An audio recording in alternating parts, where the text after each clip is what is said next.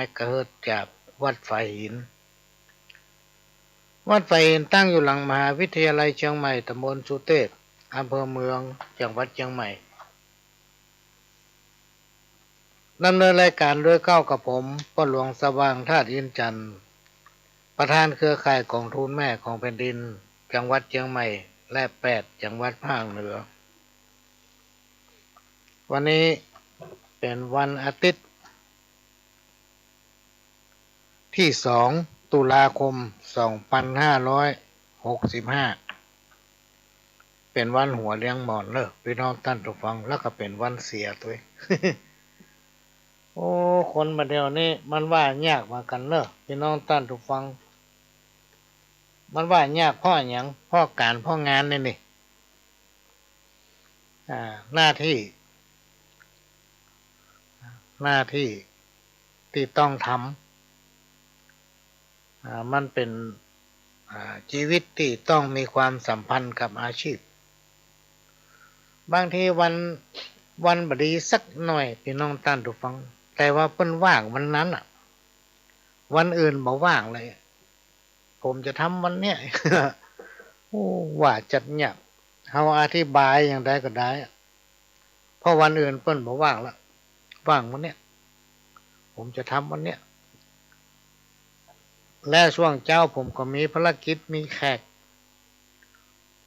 บ่ายไปก็มีแขกผู้ใหญ่ครับผมว่างช่วงเนี้ยช่วงก่อนเที่ยงสักน้อยแล้วก็หลังเที่ยงสักน้อยใช้เวลาสักชั่วโมงป่ายนี้ได้อยู่เอามาจับสโลกด้วยแล้วมันบ่ค่อยดีหรอกแต่เพิ่นจะเอาเพิ่นจะทำเพราะเพิ่นว่างวันนั้นเนี่ยโอ้เป็นเรื่องที่ปวดหัวที่สุดอันเนี้ยพี่น้องท่านผู้ฟังเขาก็พยายามอธิบายให้เพิ่นฟังว่าวันหน้าวันตามันเป็นจะได้นึ่งเนี่ยจะมาโตดมาได้เนอะคนทั้งหลายก็จะมาลุมว่าให้เขาเนาะวันเสียแท้ๆว่าเป็นหยังไม่มีใครว่าหรอกผมไม่ถือว่า เนี่ยเป็นเรื่องที่ปวดหัวเขาก็พยายามพี่น้องท่านผู้ฟังเอาวัฒนธรรมประเพณีของเขาเนี่ยเป็นหลักในการนำผูกมัดจิตใจคนเต้าที่ตองมาเนี่ยพี่น้องท่านผู้ฟังมันเป็นสิ่งที่ถ้าเขาบัดเชื่อนี่เขาลบหลู่ไปได้เขาลองไปตองมาแล้วปหลวงนี่ลักตองว่าแต่ไปตักไปบอกถ้าเพิ่นมาถามเขาจะบอกถ้าเขาไปบอกนี่เพิ่นจะว่าเขาปากบดีเพิ่นไม่ได้ถามเขาไปอู้เพิ่นก็จะว่าเขาเสือก เนี่ยมันพอเนี่ยยุคปัจจุบันเนี่ยเขาก็มาตองพออย่างว่าวันนี้เป็นวันบดีที่สุดนะมันทำวันหน้าถ้ามีปัญหามาหาถึงจะบอกโอ้วันที่ตัวเองทำนั่นมันเป็นวันที่ดีที่สุดมันอย่างนั้นอย่างนี้แม่นว่าเขาบ่เชื่อแต่คนรอบข้างเขาเป็นเชื่อโดยเฉพาะกรรมกรที่ว่าเข้าบ้านไหนเพื่อเอาไฟบ้านท่านนะพยายามพี่น้องท่านฟังอธิบายให้เขาฟังในที่สุดมันจะคอยตามแล้วก็หันมาว่าโอ้เอาตามเนี่ยและในยุคปัจจุบันเนี่ยพี่น้องท่านฟังมันมีหลากหลายครูบาอาจารย์คนหูมีนักหนาป้าป้าน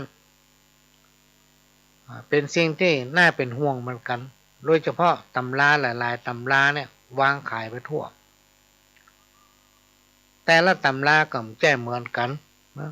ตำรานั้นว่าไปทำอย่างตำรานั้นว่าไปทำอย่างเนี่ยพี่น้องท่านฟังอันอย่างตั้งหลายเนี่ยน่าเป็นห่วงการทำพิธีกรรมซึ่งมันก็จะมีความผูกพันและก็เกี่ยวโยงไปกับพระพุทธศาสนาของเรานะความเชื่อความศรัทธาพี่น้องท่านผู้ฟังแม้ว่ากฎหมายของเถรสมาคมกฎหมายของพระสงฆ์องค์เจ้าเถรครูบาอาจารย์เพิ่นจะบัญญัติไว้ว่าเป็นพระห้ามเป็นพระเกจิอาจารย์ห้ามพระไปพรมน้ำมนต์ ห้ามพระไปรดน้ำมนต์ห้ามพระไปแปลงเตียนเนาะแปลงเตียนเขาบอกว่าแต่พระก็จะต้องนำเปิ้นสวดมนต์ไหว้พระอยู่เสมอสมมติวันนี้วันเกิดเฮาเนี่ยพี่น้องท่านผู้ฟังเฮาเคารพนับถือไปที่ไหนครูบาอาจารย์ท่านไหนที่เฮาดูแล้วเฮาเคารพนับถือเปิ้นเฮาก็ไปหาเปิ้นเมื่อเฮาทำบุญแล้วก็ต้องมีการผูกข้อมือพี่น้องท่านผู้ฟังผูกข้อมือแล้วก็ขอท่านพรมน้ำมนต์สักหน่อยเด้อเพื่อความเป็นสิริมงคลเนี่ยสิ่งทั้งหลายเหล่านี้มันเป็นความเชื่อของคนถ้าเปิ้นไปแล้วเปิ้นมาหาแล้วอุตส่าห์มาหาด้วยความเคารพนับถือหวังจะฮื้อตบหัวสักคำเนี่ย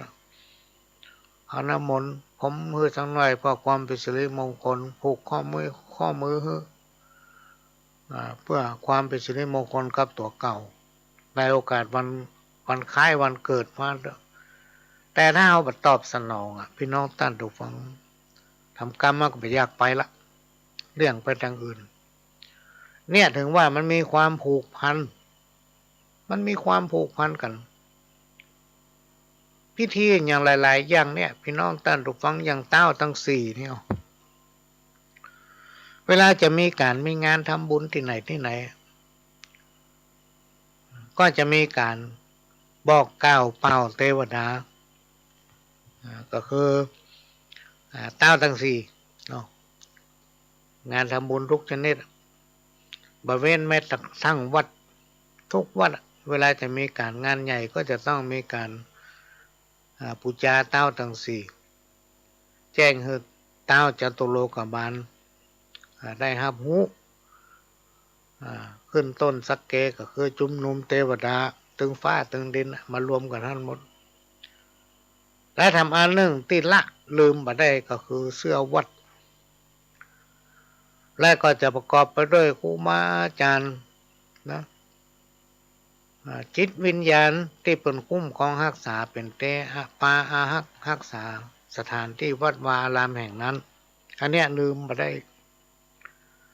จะต้องเอิ้นบอกกล่าวเปิ้นว่าประเดี๋ยวนี้วัดเราจะมีการก่อสร้างเนอะหรือว่าการก่อสร้างสำเร็จเสร็จไปแล้วเขาจะได้มีกินใหญ่ตานหลวงก็ต้องได้บอกมันก็เลยมีความสัมพันธ์กันไงพี่น้องท่านผู้ฟังสิ่งทั้งหลายเหล่านี้มันจะผูกพันกันแม้แต่ในสมัยพุทธกาลเนี่ยพี่น้องท่านผู้ฟังองค์พระสัมมาสัมพุทธเจ้าก็ยังเป็นพราหมณ์เลยก่อนที่เข้ามาบวชเนี่ยนะแล้วพุทธศาสนิกชนคือศรัทธาสันนิบาตตานเข้าเนี่ยมาจากพราหมณ์หมดคนนับถือพราหมณ์มาก่อนพุทธเมื่อกำนางผู้หนึ่งเนี่ยแจ้งเจ้ามาต้องไปตักบาตรไปทำบุญตักบาตรคือพระพุทธองค์ที่ในพระวิหารหรือที่วัดเชตวันเนี่ยอย่างอันดึงวันตื่นมาก็ทำเนี่ยอันดึงวันหุงข้าวปลาอาหารเสร็จเรียบร้อยก็จัดเตรียมไปถวายองค์พระสัมมาสัมพุทธเจ้าก่อนจนผู้เป็นสามีพี่น้องท่านผู้ฟังผู้ที่เป็นพราหมณ์เป็นผัวเนี่ยมีความเครียดฝังแน่นอยู่ในใจมาเป็นเวลาเมินลักแก่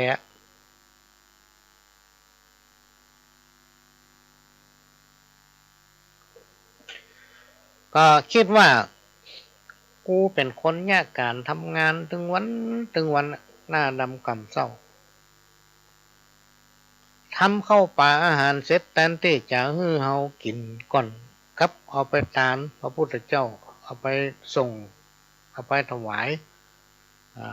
พระพุทธเจ้าเฮาเป็นคนยากการทำงานแทนที่เฮากินก่อนเป็นจะได้บล่ำเบลือเก็บความแค้นเนี่ยไว้ในใจพี่น้องท่านฟังพอทำวันหนึ่งผู้เป็นภรรยาก็ปฏิบัติตนอย่างเก่าทำเข้าป่าอาหารเสร็จเรียบร้อยก็นำไปถวายองค์พระสัมมาสัมพุทธเจ้าในวัดเชตวันผู้เป็นสามีโคตร ระงับอารมณ์ไปอยู่พี่น้องท่านผู้ฟังเปียเอาขวานจะไปฆ่าพุทธเจ้า ถึงจะได้บรรล่ำบรรเหลือแจ้งไปแจ้งมาเมียเขาต้องทำข้าวป่าอาหารมาให้พุทธเจ้าละแทนที่เขาจะได้กินเขายังไม่ได้กินแต่ต้องรอพุทธเจ้าห้าปานแล้วก่อนถึงจะมาจัดเตรียมดาให้เขากินทั้งที่เขาเป็นคนยากการทำงานพอเข้าไปถึงวัดเชตวันก็ไปถึงประตูวิหารพี่น้องท่านผู้ฟังเตรียมละจะเอาขวานไปซับ คอพระเจ้าสักคำพอเข้าไปถึงทำบัลลงเพราะรัศมีแห่งความดีงามรัศมีแห่งเมตตาในปรมีธรรมของพระพุทธองค์เปล่งรังสีออกมาถ้าเมื่อเขาต้องนั่งลงพี่น้องท่านผู้ฟังต้องนั่งลงที่หน้าประตูของพระวิหารวัดเชตวันแห่งนั้นองค์พระสัมมาสัมพุทธเจ้าก็ได้ห้องเขาเข้าไปแล้วก็ได้แสดงพระธรรมเทศนาให้ฟังพอฟังธรรมจบเกิดความเลื่อมใสพี่น้องท่านผู้ฟังในองค์พระสัมมาสัมพุทธเจ้าเกิดความเลื่อมใสศรัทธาขอเข้าบวชเป็นลูกศิษย์ของพระพุทธองค์พุทธองค์ก็ได้แสดงธรรมพอฟังธรรมจบก็ได้สำเร็จพี่น้องท่านผู้ฟังก็คือมองตาหันธรรมได้หู้แจ้งหันจริงได้หู้เหตุหู้ผลว่าอันใดเป็นศีลอันใดเป็นธรรมอันไหนเป็นความดีอันไหนเป็นความบดีอันนี้คือความเป็นมาว่ามันมีความสัมพันธ์กันเพราะฉะนั้นในยุคปัจจุบันเนี่ยพี่น้องท่านผู้ฟังหลายผู้หลายท่านเจ้าที่หันเนี่ยบอกว่าจะเป็นวัฒนธรรมประเพณีในการผู้ชมผู้จานะมายังมาเดียวเนี่ยใกล้จะออกพรรษาละพอออกพรรษาก็จะไปถึงเดือนยี่เพ็งก็คือวันเดือนเพ็ญวันลอยกระทงตั้งร้านนาเขาเนี่ยประเดี๋ยวนี้มันมีไปทั่วพี่น้องท่านผู้ฟังเรื่องวันเดือนเพ็ญเนี่ยเดือน12น้ำจะนองเต็มตลิ่งหมู่เฮาใจหญิงร่วมกันลอยกระทงอธิษฐานจิตมันเป็นช่วงที่จะต้องมีการปูจมปูจาอย่างประหลวงได้ยินในการโฆษณาสถานที่แห่งหนึ่งว่าจะมีเทศกาลปูจมปูจาเนี่ยเป็นห้องว่าอย่างก็เผาเทียนเล่นไฟนะเผาเทียนเล่นไฟและในช่วงนั้นบอกว่าเขาจะไปในตลาดบอกว่าเขาจะไปร้านสังฆพันธ์มันก็มีเตียนนะพี่น้องท่านผู้ฟังเพิ่นวางขายนักทำในตลาดทำในที่ไหนก็มีหมดก็เป็นเทศกาลที่ต้องเผาเทียนเล่นไฟก็เอามาปูจมปูจากันถ้าเราทำถูกต้องตามกรรมวิธีมีวิธีป้องกันด้วยความบ่ประมาทโดยการมีสติไว้ในตัวป้องกันก่อนที่มันจะเกิดเพศภัยคนห้องว่าล้อมหัวก่อนงัวจะหายนะจ้างจุดจ้างจัดสถานที่มันก็มีภัยอย่างอุปัตตวะกังวลอะไรอย่างก็มีเขาจะไปตามเตียนละเนี่ยตั้งแต่ประเดี๋ยวเนี่ยออกพรรษาวันที่10นี่เป็นต้นไปก็จะมีการปูจมปูจากันซึ่งเจ้าล้านนาเจ้าพุทธของเราเนี่ยทำปฏิบัติกันอย่างนั้นเขาห้ามบัดได้พี่น้องท่านผู้ฟังบางทีบางวัดต้องไปหาซื้อเตียนจากที่อื่น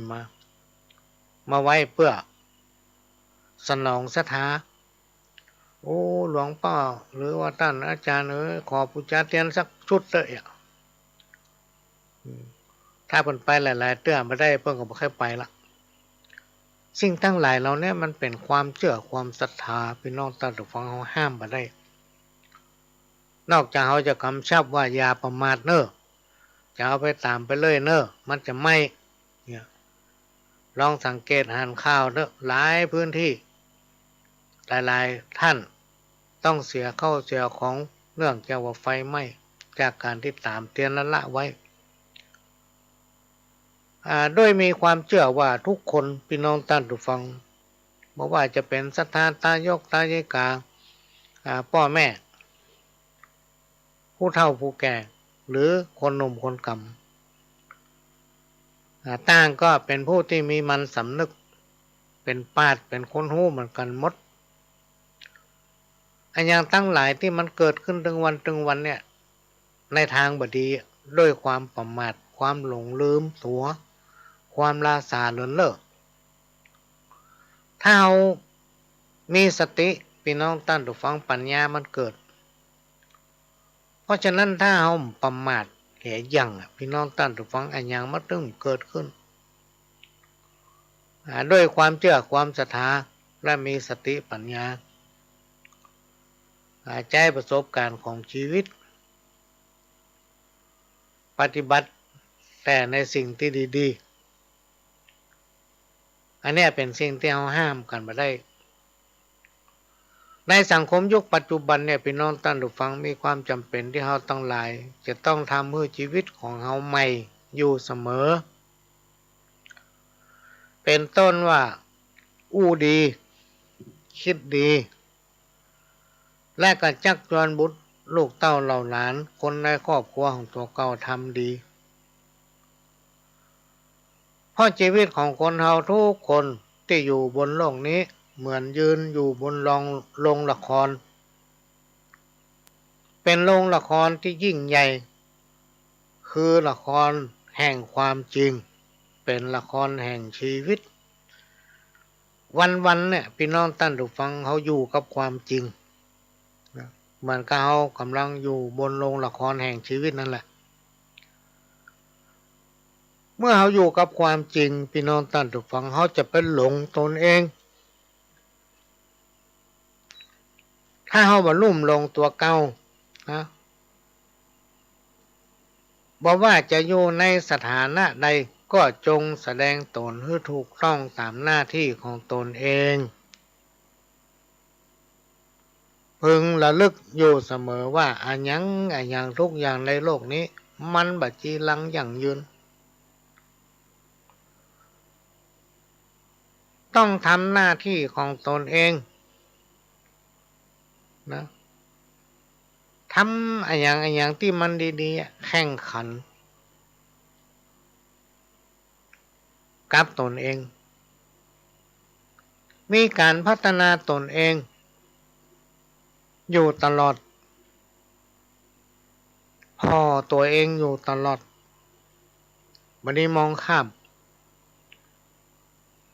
นะบัดนี้มองข้ามการมองข้ามพี่น้องท่านผู้ฟังอันอย่างที่คนอื่นปัญญาเปิ้นทำเนี่ยเขาจะหันเป็นภูเขาเหล่ากายลอยม่อนมาเล็กมาเล่น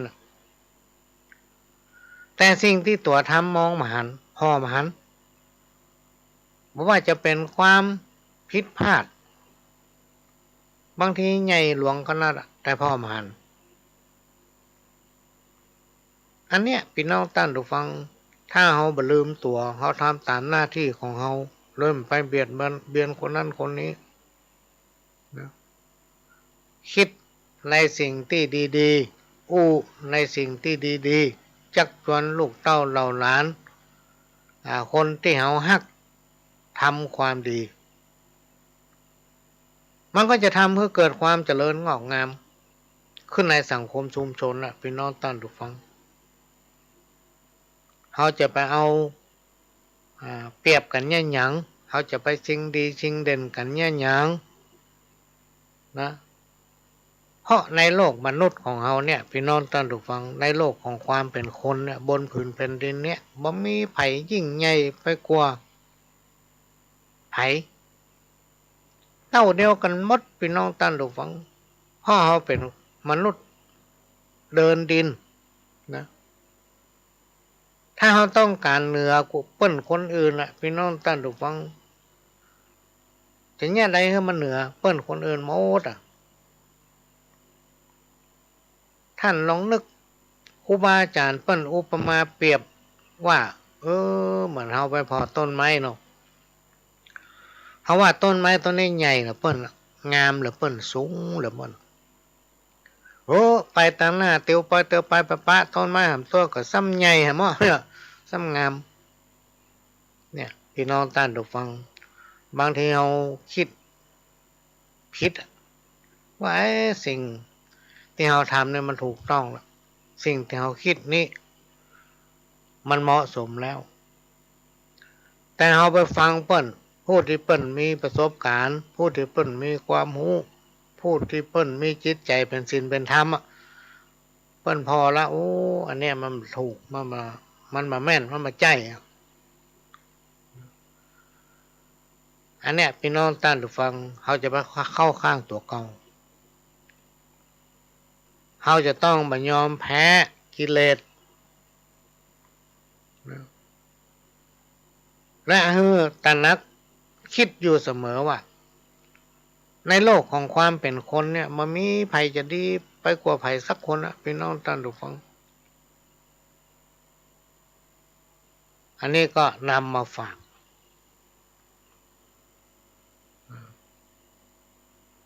มันมีกำกรบทหนึ่งพี่น้องท่านผู้ฟังที่มีคนเขียนส่งมาเมื่อมาละดูมันเขียนมาจากราชบุรีเนี่ยเขาจะเขียนว่าแม้นเอาเชือกมาผูกมัดคนจนแน่นหนาโดยหวังว่าจักสยบบลบหนีก็มันแน่นเท่าผูกมิตรไมตรีมั่นคงดีกว่าเชือกรัดหมายความว่าเอาเชือกมามัดถ้าคนเราตั้งหลายที่อยู่ด้วยกันในสังคมชุมชนหรือในบ้านในเมืองไร้คุณธรรมคือในใจมันมีศีลมันมีธรรมเลยพี่น้องท่านผู้ฟังปน้อมนำเอาธรรมะอันเป็นคำสั่งสอนขององค์สัมมาสัมพุทธเจ้ามาเป็นเครื่องปฏิบัติคู่กับชีวิตประจำวันครูบาอาจารย์ตั้งกล่าวไว้ว่าชีวิตก็จะไร้ค่าเพราะว่าจะมีสถานะยศถาบรรดาศักดิ์ใหญ่โตขนาดไหนถ้าจิตใจไร้คุณธรรมแล้วไร้ค่าบ่เหมาะสมกับความเป็นคนพี่น้องท่านผู้ฟังเกิดมาเป็นคนทั้งทีบ่สั่งสมความดีบ่สั่งสมบารมีเมตตาความเอื้อเฟื้อเผื่อแผ่สภาพของสังคมก็จะมีแต่ความเดือดร้อนวุ่นวายบ่มีที่สิ้นสุดเพราะคนเฮาจิตใจขาดคุณธรรมบุคคลใดที่เกิดมาในชาตินาใดก็ตาม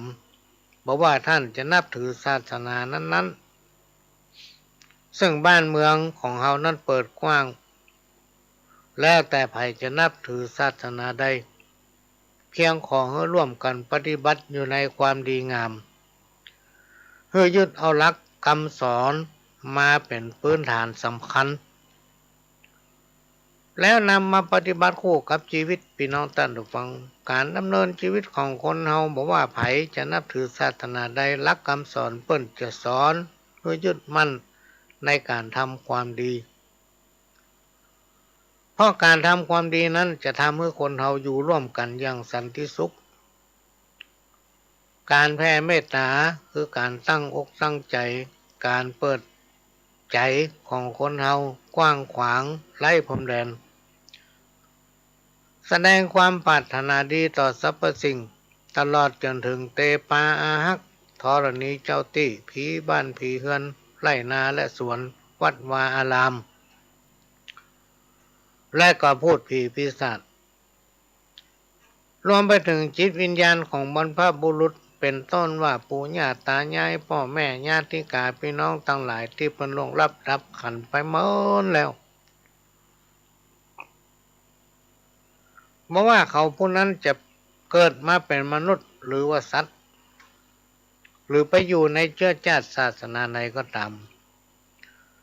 ที่มีส่วนเกี่ยวข้องกับเฮาพี่น้องท่านผู้ฟังการตั้งจิตแผ่เมตตาก็เพื่อขอให้เป็นผลบุญไปถึงเขาตั้งหลายเหล่านั้นให้เขามีความสุขอย่าได้มีความทุกข์คำว่าความทุกข์เนี่ยคนตั้งหลายบ่ต้องการบ่มีไผต้องการสักคนพี่น้องท่านผู้ฟังความทุกข์เนี่ยหันมันมีที่ไหนหู้มันมีที่ไหนหนีหมดอ่ะไผนึงบ่ก็ได้ความทุกข์นี่นะกฐินทานคือสังฆทานบุญทานยิ่งใหญ่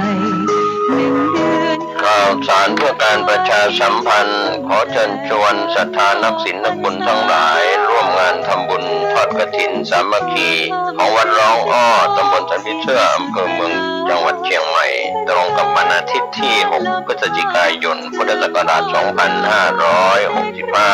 ขึ้น13ค่ำเดือนยี่ทอดถวายกับพระสงฆ์ที่จำพรรษาทวนไตรมาสของวัดร้องอ้อ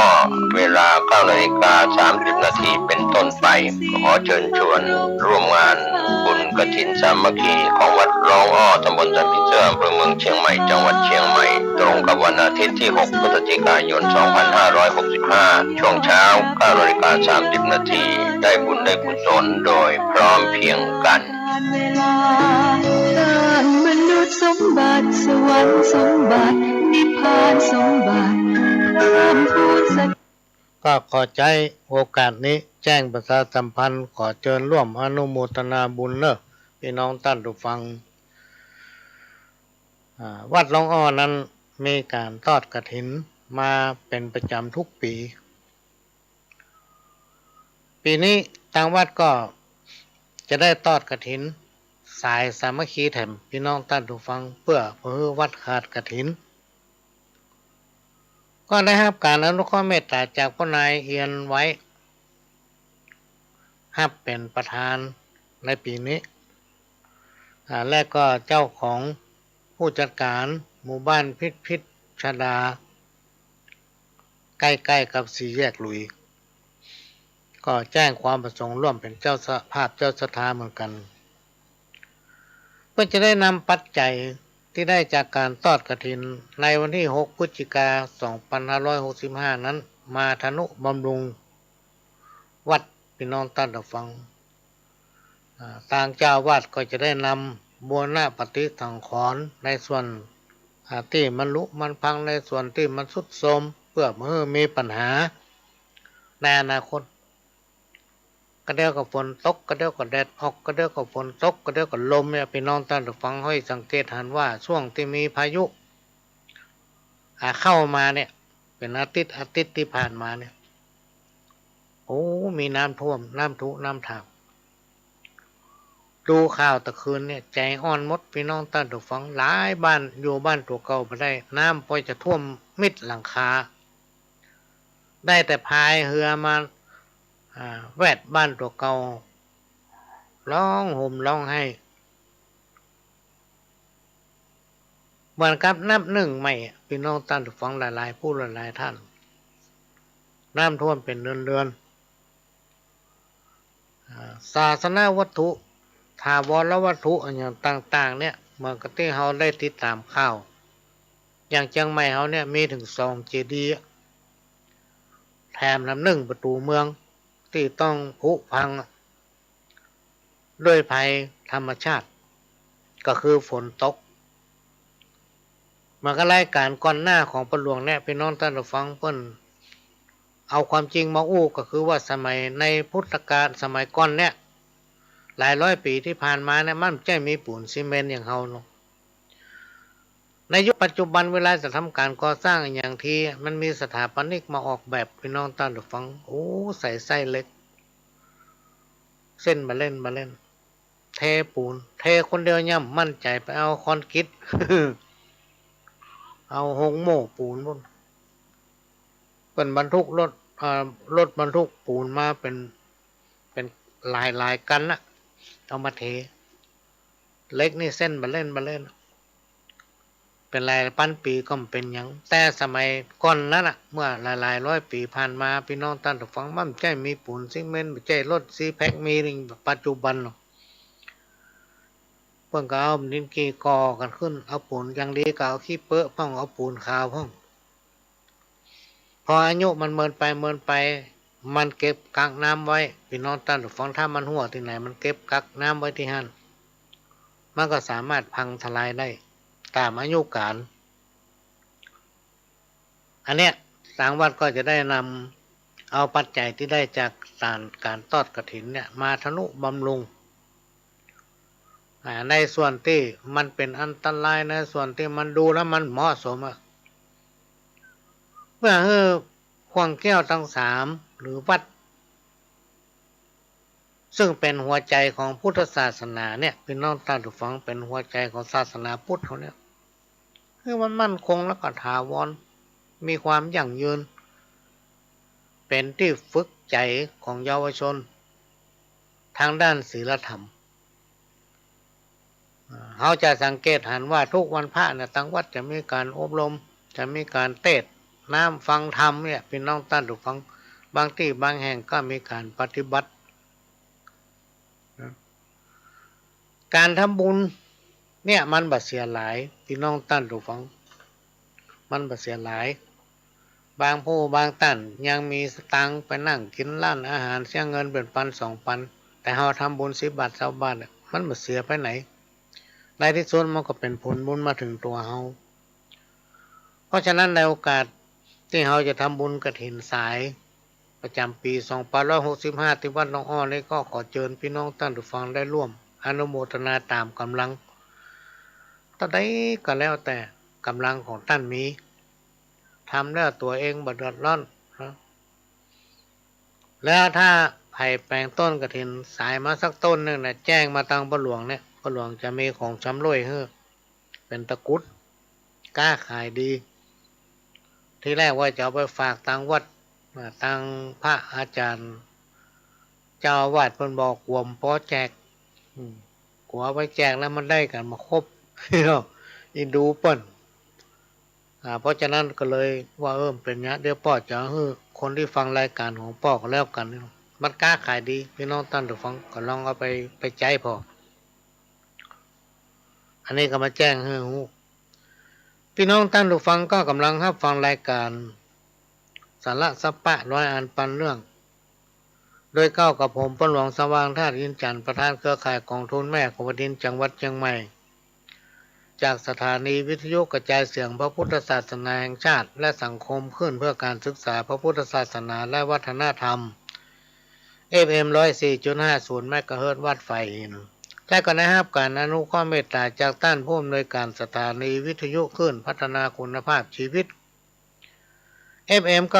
92.25 วัดหลวงปานแดงมหาวิหารสถานีวิทยุ FM 98.75 ขึ้นธรรมะของชุมชนวัดห้วยตองซักตำบลคลองเปาอำเภอจอมทองจังหวัดเชียงใหม่สถานีวิทยุมนต์เสียงธรรม 106.25 วัดบุพารามอำเภอแม่แจ่มจังหวัดเชียงใหม่ได้รับการอนุเคราะห์เมตตาจากท่านผู้อำนวยการสถานีและก็ได้รับการอนุเคราะห์เมตตาจากท่านผู้อำนวยการสถานีวิทยุของวัดไฟหินที่เข้ามาดูแลมาคุมเครื่องของพ่อหลวงเนื่องจากว่าพ่อหลวงนั้นมาให้เก่งทางคอมพิวเตอร์พี่น้องท่านผู้ฟังมาเก่งได้รับการอนุเคราะห์จากท่านผู้อำนวยการเข้ามาดูแลและก่อนหน้าวันที่6 พฤศจิกายนนั้นก็จะได้นำเรียนท่านผู้อำนวยการสถานีมาถ่ายทอดให้ตั้งแต่9 โมงไปจนถึงเที่ยงของวันที่6ก็ได้แจ้งประสานบอกกล่าวบอกบุญให้พี่น้องเครือข่ายสายธรรมได้รับทราบร่วมอนุโมทนาดูบุญโดยพร้อมกันก็จะนำเอากรรมที่ปู่ย่าตายายสมัยก่อนพี่น้องท่านผู้ฟังที่เพิ่นสอนไว้มาอู้ให้ฟัง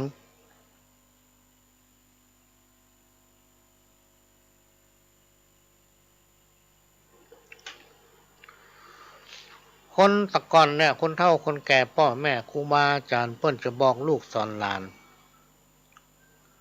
บ่ว่าจะเป็นแม่ยิงบ่ว่าจะเป็นพ่อจายพี่น้องท่านผู้ฟังว่าจะต้องรักษามารยาทอาจจะต้องทำตัวเป็นแบบให้กับลูกกับเต้า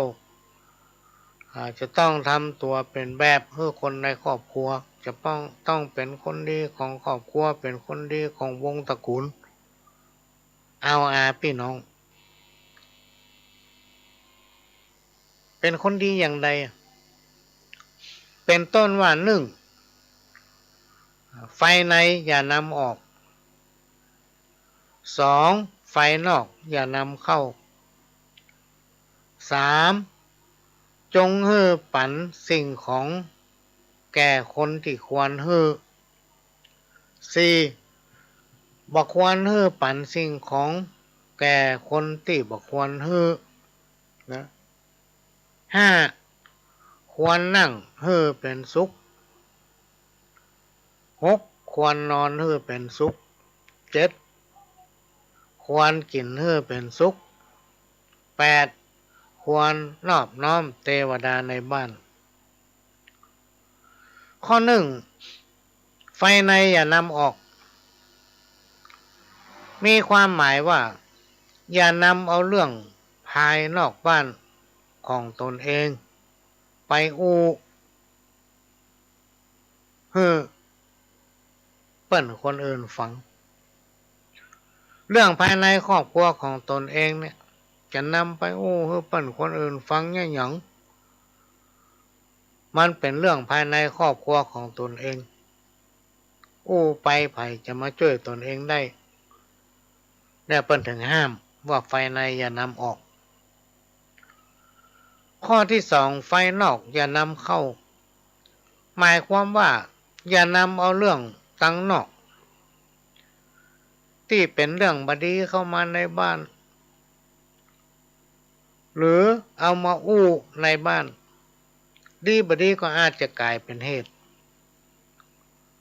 หรือเป็นที่มาของการทะเลาะวิวาทกันในครอบครัวข้อที่สามจงให้ปันสิ่งของนะหรือว่าแก้วแหวนเงินคำให้แก่คนที่ควรให้คนใดที่จังยืมของเปิ้นมาใจแล้วเนี่ยบ่กองลืมตาปากได้ก็มายอมคืน บ่คืนเนื้อเปิ้นคนประเภทเนี้ยพี่น้องตั้นต้องฟังไผว่ามันสมควรช่วยเหลือมันบ้องไผว่าสมควรให้บ้องเวลามีความจำเป็นมาเฮาให้ตัวเองเป็นสั้นไว้บอกกองยืมไปแล้วหายแซบคนอย่างเงี้ยบอกควรให้ปันบอกควรให้การอนุเคราะห์ช่วยเหลือที่มานี่ก็โดนมาแล้วนะพี่น้องตั้งถูกฟังมันมีแต่เรื่องทั้งหลายเหล่านี้บางทีมันก็ดีบางทีมันก็เป็นโทษแต่บาปบุญคุณโทษมันมีกระเดียวมันก็จะลงตันมันคนเดียวพี่น้องตั้งถูกฟังเฮาต้องว่าอย่างพุทโธธัมโมสังโฆไปใจนะเฮาก็จะได้กินได้นอนหลับบ่ฝันหายข้อที่สี่บอกควรให้สิ่งของหรือว่าแก้วแหวนเงินทองกับคนที่บอกควรให้หลายพี่น้องตั้งฟังตกอับแปงหน้าน้อยตาน้อยมาขอความช่วยเหลือบอกกองเขาช่วยเหลือไปแล้ว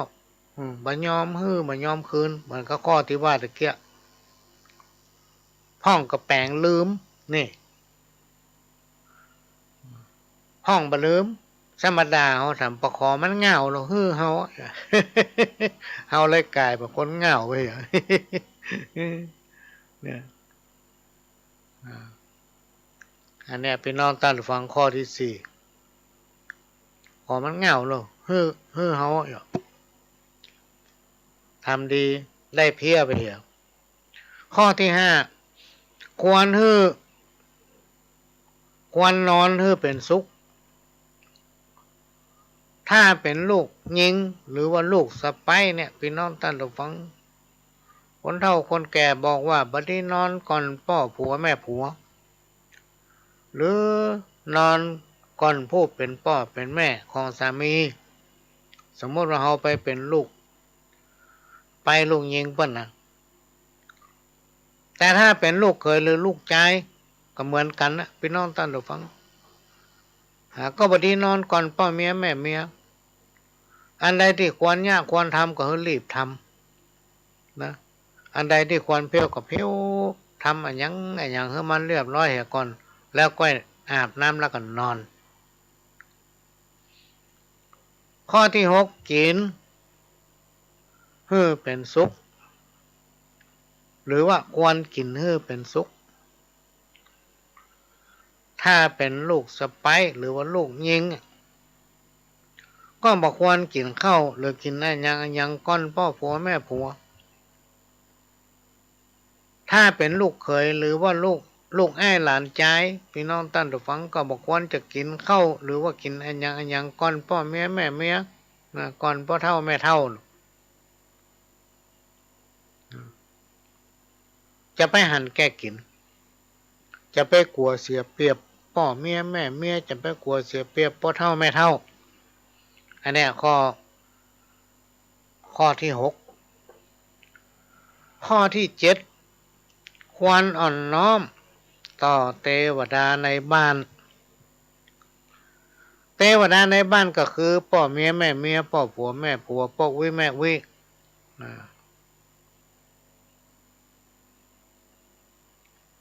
ควรให้ความเคารพยำเกรงอ่อนน้อมเชื่อฟังคำสั่งสอนของพ่อและแม่พ่ออุ้ยแม่อุ้ยให้ปฏิบัติเปิ้น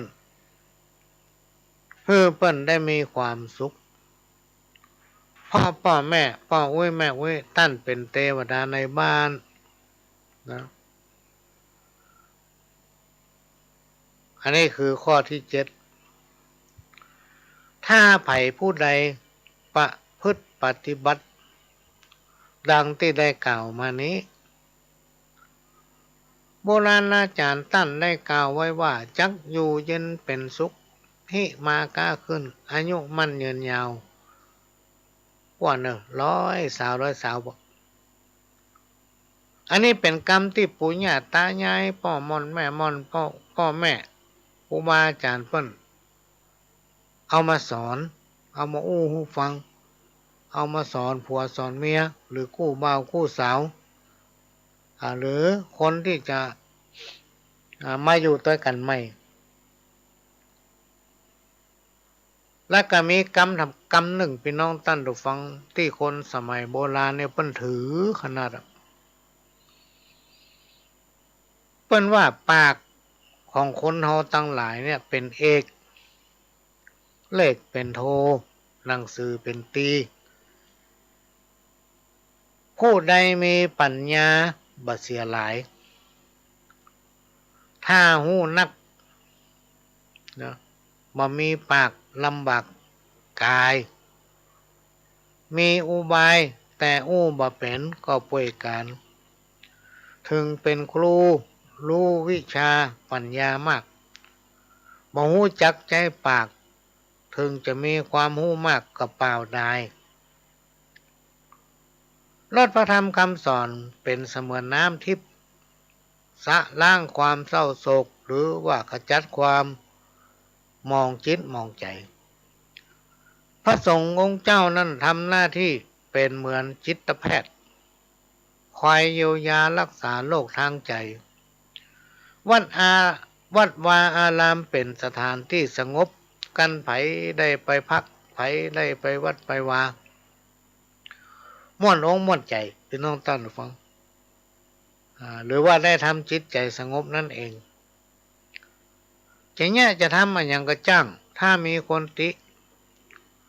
ถ้าบันมติเพื่อกอเนี่ยครูบาอาจารย์กล่าวว่าเหมือนมีบ่อทองค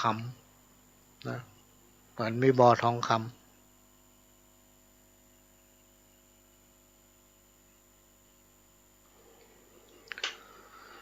แต่เนี่ยจะทำอะไรอย่างมีคนคอยเพื่อการชี้แนะครูบาอาจารย์เปิ้นกล่าวไว้ว่าเหมือนได้ฟังเทศน์ฟังธรรมเป็นร้อยกันชีวิตของคนเราที่เกิดมาอยู่ร่วมกันในโลกถึงวันเนี่ยพี่น้องท่านผู้ฟังทุกชีวิตจะหนีบ่พ้นกับการต่อสู้เหมือนกรรมที่ว่าชีวิตคือการต่อสู้กับวิธีของชีวิตของแต่ละคน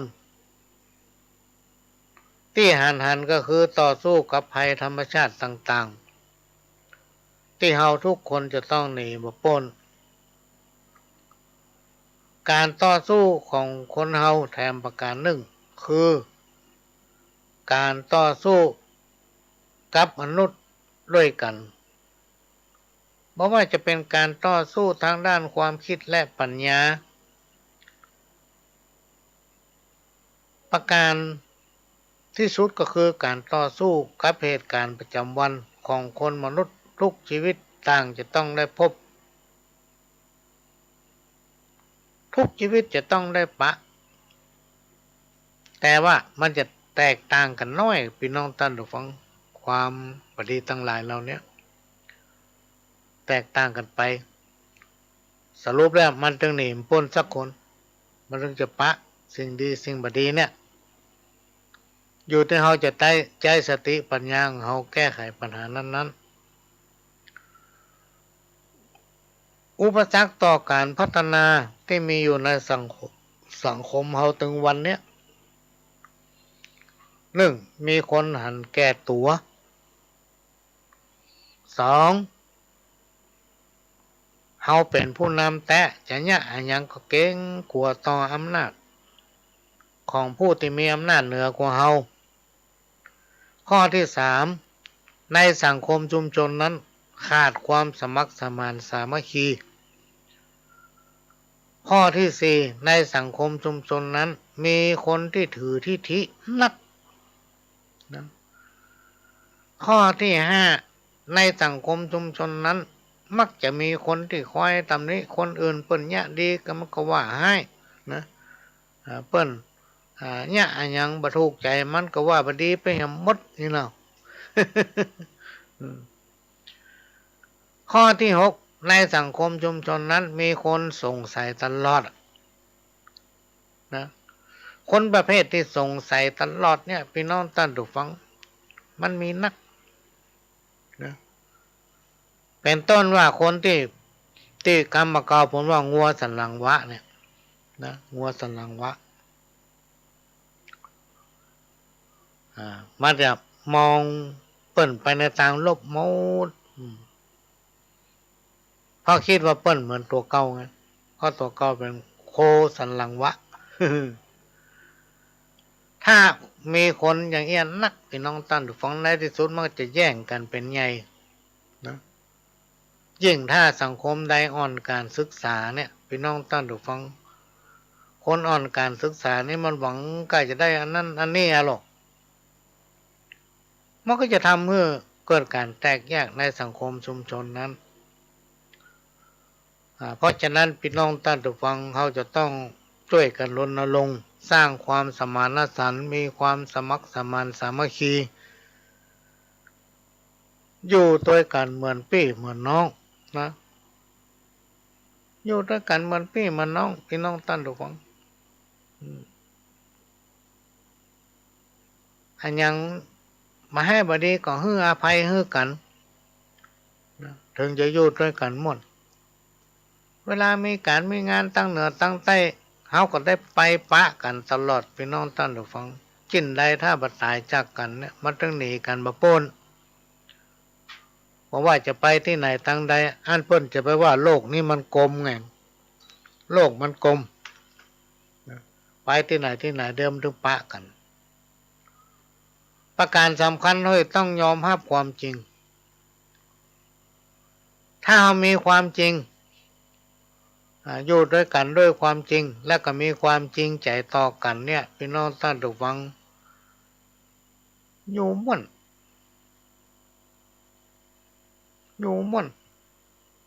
ไปที่ไหนก็ม่วนอกม่วนใจปะกันที่ไหนก็สบายอกสบายใจคนเฮาอายุบ่ถึง100พี่น้องท่านผู้ฟังเขาจะไปจุไปหลอกลวงกันเนี่ยหยังนะจะไปเบียดเบียนกันเนี่ยหยังเพราะต่างคนต่างทำมาหากินต่างคนต่างดิ้นรนเพื่อความอยู่รอดทุกคนจะมีชีวิตที่มีความสัมพันธ์กับหน้าที่การงานถ้าทุกคนระลึกอยู่เสมอพี่น้องท่านผู้ฟังและทำตามหน้าที่ของตนเองอยู่ม่วนเต้าตายคบกับไผก็คบกันไปจนตายวะนะแต่ถ้าเฮาบ่ซื่อใส่เปิ้นพี่น้องท่านผู้ฟังเฮาบ่ซื่อใส่เปิ้นบ่ซื่อใส่คนตั้งหลายก็เดิมเปิ้นก็บ่คบเฮาละนอกจากบ่คบแล้วเวลาเฮามีปัญหาหยังไปขอความช่วยเหลือเปิ้นก็บ่ใครฮื้อละเพราะเฮาเป็นคนบ่ซื่อถ้าโอเป็นภาษาชาวบ้านคนวอกไผบ่ใครคบคนวอกนี่นะมาฟังข่าวเซาบดเนาะตัวข้าม่อนนี้จะขอขยายจะขอบรรยายเป็นสายเป็นส้อยเจิญฟังก่อยแต่เก้าชีวิตของคนเวียนวนแต่เล่าเมื่อล่วงเข้าวัยทองจับใส่ล้างพ่องนั้นผิวพันหม่นหมองลูกหลานประคองขึ้นกองหล่องบ้านบางคนนั่นหนาอู้จ่าปากต้านโจนลูกหลานลำคาญหนีละจมแซมตึงวันลำพันสะปะไผ่ก็เล่าอู้ไวห้องก็เชื่องจ้าอู้หากล้าตั้งตายขาบเข้าแรงงายเบื่อหน่ายจมซ้ำแก่ไปทุกปีบ่มีไผ่ห้ามอายุอานามแก่แล้วเมื่อถึงวัยทองเขาต้องเพิดแผ้วทำใจพองแผ้วงามดีเข้าหาธรรมะเลิกละขันติ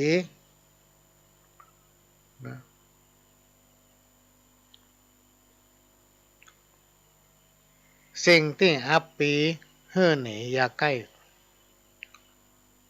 ฮักลูกฮักหลานวงวานเหนือใต้อู้จากกำไดม่วนเพาะมาว่าไผไหนมีใจสงเคราะห์สอดสะเล่งสร้างต่างบุญผ่านโลกมานักร่างกายผ่านโลกมานักช่วยจักอุดหนุนมีใจการุณกำจุนไปหน้าใจประสบการณ์ยาวนานแก่กล้าเฮือถูกเวลาแน่ไซพักผ่อนร่างกายผ่อนคลายเข้าไว้อย่าเหนื่อยเมื่อยไข้ลุยลา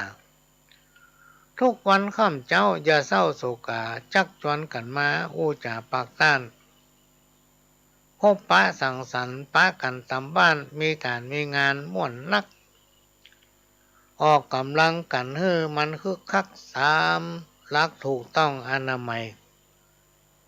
เพื่อเฮือแก่จ้ายืดอายุไขมีคนวิจัยเอาไว้อย่างอี้ถ้าหากคนเฮากระเป๋ากระปี้รับรองว่าดีเลิศล้นเรื่องเหล้าบุหรี่หลีกหนีฮือโป้นเป็นการเริ่มต้นดีงามอบายามุกกองทุกขวางหนามฮือพยายามห้ามปามลูกเต้าทำความดีอย่ามีหม่นเศร้าเพราะอายุเฮานักแล้วเข้าวัดเข้าวาบักกากาดแก้วเกิดถึงแต่แก้วดวงงามไตรรัตนะองค์ะทั้งสามสมณะชีพามอย่าหยามหมิ่นเล่นปรับปรุงแก้ไขเดินไปตามเส้นฮือเชื่อกำเวรเข่งคัดในโลกสงสารสังขารผูกมัดกำจัดขีดเส้นแนวทางกำหนดชีวิตหมดสิทธิ์ขัดขวางเฮาต้องปล่อยวางอืดค้างบ่ได้ความแก่สลามันมาเข้าใกล้จะลบไปทางใดบ่โป้นเมื่อถึงวัยของเฮาต้องคิดค้นหาทางเริ่มต้นดีๆ แม้นอายุนักควรมีศักดิ์ศรีอู้จาพาทีเป็นที่เชื่อได้ลูกหลานนับถือยกมือน้อมไหวจะไปตังใดเริ่มก็สมคิดขอน้อมเชิญชวนหมู่เฮาญาติมิตรตัวทิศที่ขึ้นไวทองโปรดร่วมกันไว้อย่าได้มนมองประคับประคองปองดองร่วมสร้างอุดหนุนชมรมเพื่อสมไฟอ้างคิดหาแนวทางช่วยกำร่วมกันช่วยเหลือเหมือนเรือลอยน้ำช่วยกันทอดจ้ำภายไปขอเชิญเพื่อนป้องพี่น้องไกลไกลมีการอันใดห่วมใจเติมตุ้มงานนักเป็นเบาหากเฮาอบอุ้มเป็นหมู่เป็นจุ่มเรียบร้อยขอเชิญเทวดาทิศสายใหญ่น้อยติดตามไฟห้อยคุ้มของ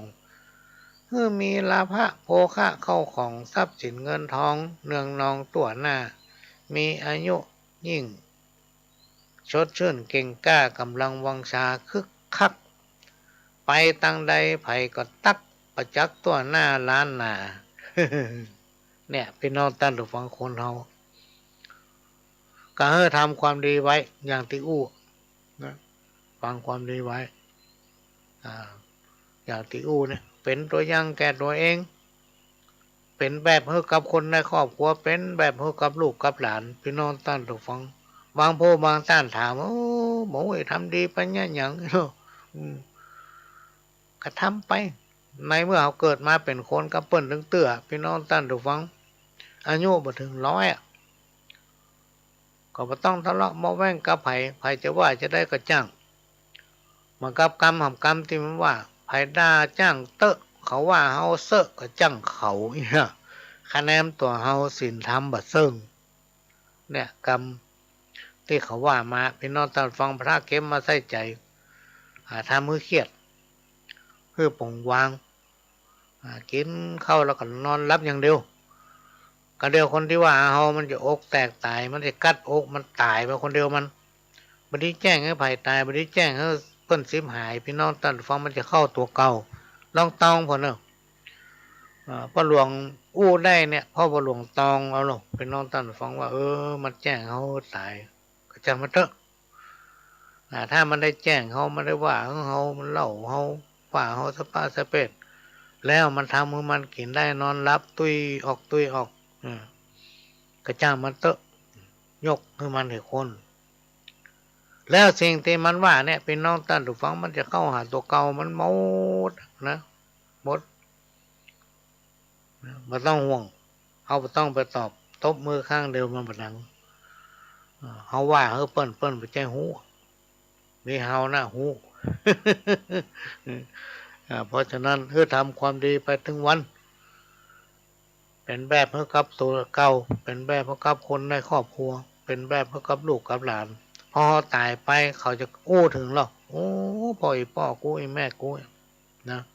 อันนี้เป็นสิ่งที่นำมาฝากไว้พี่น้องท่านผู้ฟังเอามาอู้ให้ฟังไม่ใช่ว่า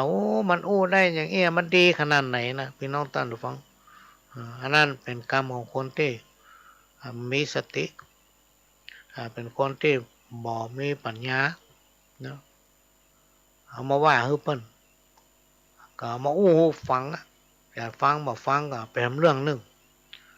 รายทำอย่างหนึ่งพี่น้องท่านผู้ฟังรายการทุกรายการเนี่ยมันก็จะอู้ในเรื่องของตัวเก่าตามวิสัยทัศน์ความคิดเห็นของตนเองนี่แหละเขาจำเป็นนำเอาคำอู้ของไผมาอู้นอกจากเขาจะเอามาประยุกต์แล้วก็มาเล่ามาอู้ให้ฟังไม่ใช่ว่าอู้เข้าตัวพี่น้องท่านผู้ฟังเพราะมันเป็นรายการที่มีขอบเขตจำกัดเขาจะอู้เฉพาะเรื่องของเขานะและสิ่งไหนที่มันนอกเหนือจากเขาไปเนี่ยเขาก็ไปจ้างเอามาเล่ามาอู้ฟังมีหลายคนหลายท่านขอเพลงพ่องขอนั่นอันนี้พ่องมาจ้างเอามาเปิดพี่น้องท่านผู้ฟังเขากลัวโดนฉลิกสิทธิ์เปิ้นอันนี้ก็นำมาฝากไว้ก็ซ้อมเหมือนกันนะท่านใดที่ขอเพลงมาบ่อยๆเนี่ยเพลงกันนั้นจานซ้อหาจะเอามาซ้อมห้องนะแล้วจะมาห้องให้ฟัง ทำน้อยได้ฟังแน่ตอนนี้จะเปิดเทปเก่าฟังสักกำเนอะพี่น้องท่านผู้ฟังเทปเก่าไปสักแป๊บหนึ่งก็เดี๋ยวก็มาปากันรอบหนึ่งเชิญครับ รวมไปถึงผีบ้านผีจองเนาะอาจจะได้เป่าเวลาเขาจะกินจะตานเนี่ยจะมีเป่าเทวดาน่ะพี่น้องท่านผู้ฟังเพราะฉะนั้นหลายสิ่งหลายอย่างเขาก็จะต้องเอิ้นบอกผู้เตปหาฮักเปิ่นได้ฮับฮู้นะในการทำบุญธนุบำรุงสถานีเนี่ยเจ้าเขาได้สร้างโรงหนังสือโรงใหญ่ขนาดเลยเพราะว่าสถานีนั้นได้สรรหาเอาผู้ที่มีประสบการณ์ผู้ที่มีความรู้นำเอาหลักธรรมมาเป็นคำสั่งสอนองค์สัมมาสัมพุทธเจ้านั้นมาออกอากาศเพื่อพี่น้องท่านผู้ฟังได้ฟังกันเหมือนกับโรงหนังสือที่ใหญ่ที่สุดพี่น้องท่านผู้ฟังเอาใครหู้อย่างกับหู้หมดอันนี้ก็เป็นเรื่องนำมาฝากวัดคือแหล่งร่วมประสานสมานมิตรวัดคือแหล่งรวมจิตผลิตกุศลวัดคือแหล่งศึกษาของพี่น้องศรัทธาประชาชนควรที่ทุกคนร่วมมนัสพัฒนาวัดจะดีเพราะบ้านหนุนทำบุญช่วยบ้านจะสวยเพราะวัดเสริมเพิ่มราศีวัดก้าวถูกบ้านก้าวตามงามชีวีบ้านจึงดีวัดจึงเด่นเป็นมงคลพัฒนาอย่างก็พัฒนาไปเถอะพี่น้องท่านผู้ฟังนะแต่สิ่งที่จะประเสริฐที่สุดเนี่ยก็คือพัฒนาจิตใจของตนเองพัฒนาจิตใจของคนเฮาพี่น้องท่านผู้ฟังนะคนเฮาจะต้องมีการพัฒนาตนเองเราจะต้องพัฒนาตัวเก่าก่อนที่เราจะพัฒนาสิ่งอื่นๆนะอันนี้ก็นำมาฝากวันนี้ฝากว่าเราจะต้องพัฒนาตนเองพัฒนาเนี่ยอย่างพัฒนาเพื่อให้เป็นแบบเป็นตัวอย่างให้กับลูกเต้าเหล่าหลานทุกคนพี่น้องท่านผู้ฟังมีความปรารถนาต้องการความอยู่เย็นเป็นสุขก็คือการอยู่ดีมีสุขเป็นสิ่งที่ทุกคนปรารถนานอกจากตัวเฮาแล้วเฮามีลูกมีหลานมีพี่มีน้องเฮาลองตระนึกถึงความจริงพี่น้องท่านผู้ฟังว่าวันนี้เฮาอายุเท่าใดตั้งแต่เฮาเกิดมาถึงปัจจุบันเนี่ยที่ผ่านมามันเป็นอย่างพ้องทุกคนจะต้องรู้มันมีอย่างพ้องที่ผ่านมาในชีวิตเฮามันจะมีถึงสิ่งดีและสิ่งบ่ดีพี่น้องท่านผู้ฟังมันเป็นความจริงที่ต้องอยู่คู่กันนะอันนั้นคือประสบการณ์ที่เราจะนำมาเล่าอู้สั่งลูกสอนหลานบอกให้เราอ่อนลูกเต้าเราหลานอันไหนที่มันดีเขาจะแนะนำเขาอันไหนที่บ่ดีเขาก็จะได้บอกกล่าวเขาคนเฮาพี่น้องท่านผู้ฟังอายุบ่ถึง100ในขณะที่เฮามีลูกเต้าเราหลานเนี่ยเฮาบ่ได้อยู่กับเขาต้องหาเขาตายในที่สุดเฮาก็ต้องตายจากเขาอันนี้เป็นหลักความจริง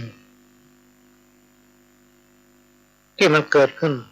กับคนเฮาที่มันเกิดขึ้นบนโลกใบนี้ทุกคนมีความปรารถนาคือครอบครัวอยู่เย็นเป็นสุข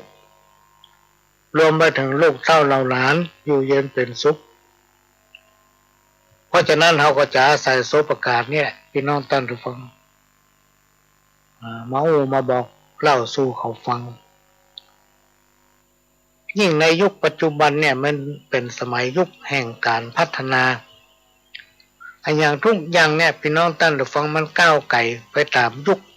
นะแต่ก่อนเนี่ยถ้ามีเรื่องมีเล่าอย่างบ้านใต้บ้านเหนือที่หั่นที่นี่เนี่ยพี่น้องท่านผู้ฟังกลัวไม่เป็นข้าวเป็นข้าวกลัวไม่เป็นอะไรอย่างต่างๆคนทั้งหลายจะหูใจเวลาหมื่นแต่มาเดียวถึงวันเนี่ยพี่น้องท่านผู้ฟังถ้าไผ่ใส่หัวอย่างเข้า Google เปิดพอเฟซพอไลน์มันหูหมดอันอย่างมาออกกันหมดถึงดีแล้วบดี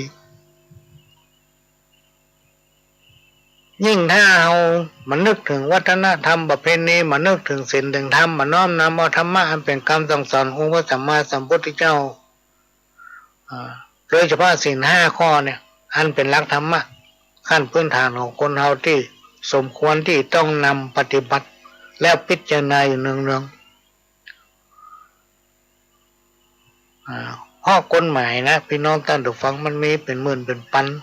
ระดับชาวบ้านอย่างเฮาเนี่ยเฮาสามารถที่ฮู้ว่านั้นมันถูกกฎหมายอันนั้นมันผิดกฎหมายนี่เฮาหมูแต่ถ้าไผนำเอาศีล5 ข้อไปพิจารณาอยู่เนืองนำปฏิบัติคู่กับชีวิตประจำวันทำอันอย่างกำผิดพี่น้องท่านผู้ฟังศีล5 ข้อเนี่ยมันดึงมีเปลี่ยนมีมาตั้งแต่สมัยพุทธกาลมาจนถึงยุคปัจจุบัน 2,500 กว่าปีมาแล้วมันไม่ใช่เหมือนกฎหมายนี่เปลี่ยนนะ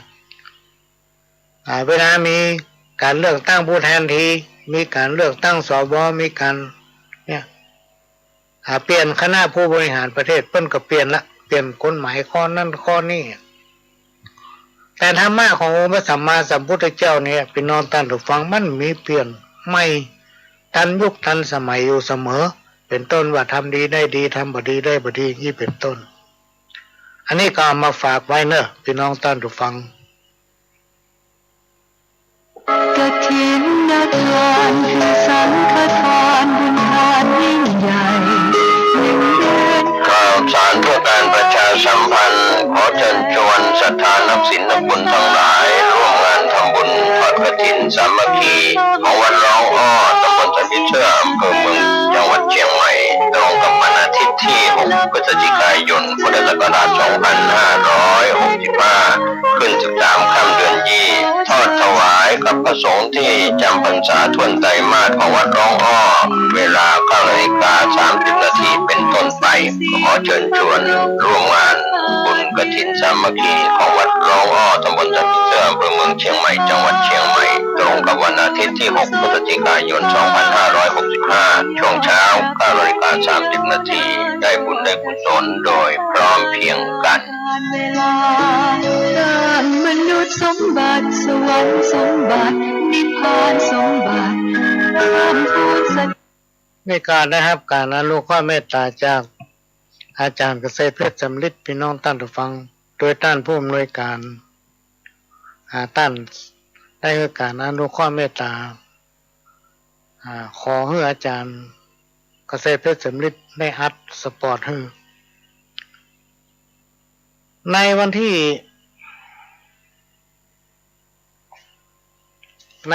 6พี่น้องท่านผู้ฟังพฤศจิกาวันอาทิตย์ที่ 6 พฤศจิกายน 2565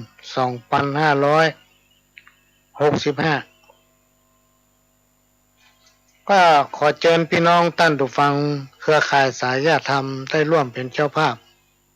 ในการทอดกฐินสามัคคีเป็นกฐินสายสามัคคีโดยได้รับการอนุเคราะห์เมตตาจากคุณป้านายเอียนไว้ซึ่งเป็นโยมอุปถากอุปถัมภ์วัดท่านได้มีเมตตาฮับเป็นเจ้าภาพเก้า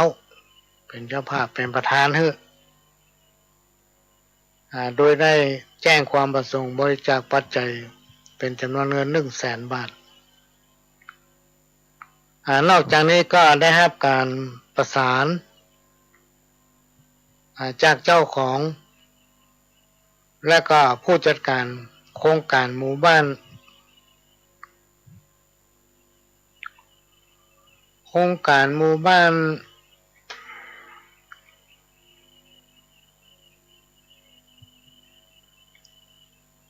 โครงการหมู่บ้านจำชื่อบันได้พี่น้องท่านฟังพ่อหลวงนี่ขี้ลืมขนาด เอ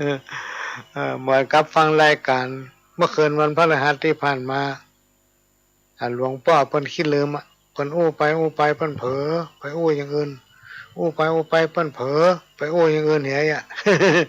อู้ไปมากับพดไปทางอื่นเนี่ยมันมีนะพี่น้องท่านฟังเพิ่นฮ้องว่าอาการสมองล้าก็หลวงเคยเป็นมาละปัญหาเนี้ยสมัยเมื่อในช่วงที่อาจารย์รายการบ่อยๆในภาคกลางคืนบางทีอยู่ถึงตี 1ตี 2ตี 3เนี่ยเวลาพักผ่อนเฮามีแล้วภาคกลางวันเฮาก็ต้องทำงานนะพี่น้องท่านผู้ฟังก็หลวงเป็นประธานเครือข่ายจังหวัดเชียงใหม่และ8จังหวัดภาคเหนือแล้วก็ทำงานเป็นจิตอาสาคณะที่ปรึกษาผู้ตรวจการแผ่นดินผู้ตรวจราชการภาคประชาชนสำนักนายกรัฐมนตรีมันคันได้ยังสมองเขามันหับบัดตันมันก็หลวงพ่อที่เป็นอู้คืนวันนั้นโอ้ไปมาเผลอไปทางอื่นบางทีเขาอู้ไปแล้วเขาจำไม่ได้ว่าเขาอู้อย่างพ่อง อันนั้นสำคัญเป็นอาการของสมองล้าและก็ได้รับการอนุเคราะห์เมตตาจากหมู่บ้านโครงการหมู่บ้านพิมพ์พิชดานะเปิ้นก็ขอร่วมบุญด้วยโครงการหมู่บ้านพิมพ์พิชดาซึ่งอยู่ใกล้ๆกับสี่แยกหลุยพี่น้องท่านผู้ฟังโอ้บ้านเปิ้นงามเปิ้นแปลงงามมีบ้านหลายหลังยังเหลือให้เลือกใครสนใจก็แวะเวียนไปได้เปิ้นก็ว่าจะให้เป็นเจ้าภาพตัวถ้าเป็นเจ้าภาพขอเอาซองไปฮื้อพ่องนั่งนักนี่หรอ ก็เดี๋ยวก็จะไปสนองศรัทธาเพิ่นนอกจากนั้นไผ่ที่จะร่วมทำบุญเป็นเจ้าภาพทอดกฐินสายสามัคคีของวัดหลองอ้อนาวาทิตที่6พฤศจิกายน2565ก็เชิญติดต่อได้ที่ต่างวัด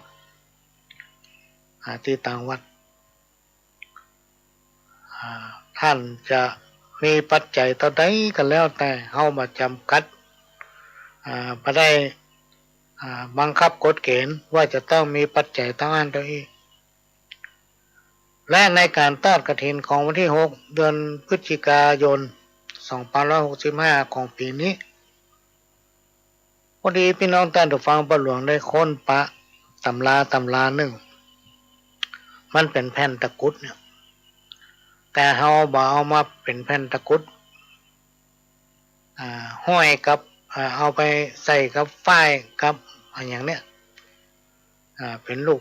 เอาไปแขวนท่านแขวนนี่บางทีมันลืมเนาะตะกรุดเนี่ยวันนี้ไปเอามาละไปเอาแผ่นเงินซึ่งเป็นเงินแท้ 100% ตะกรุดนี่จะมีความ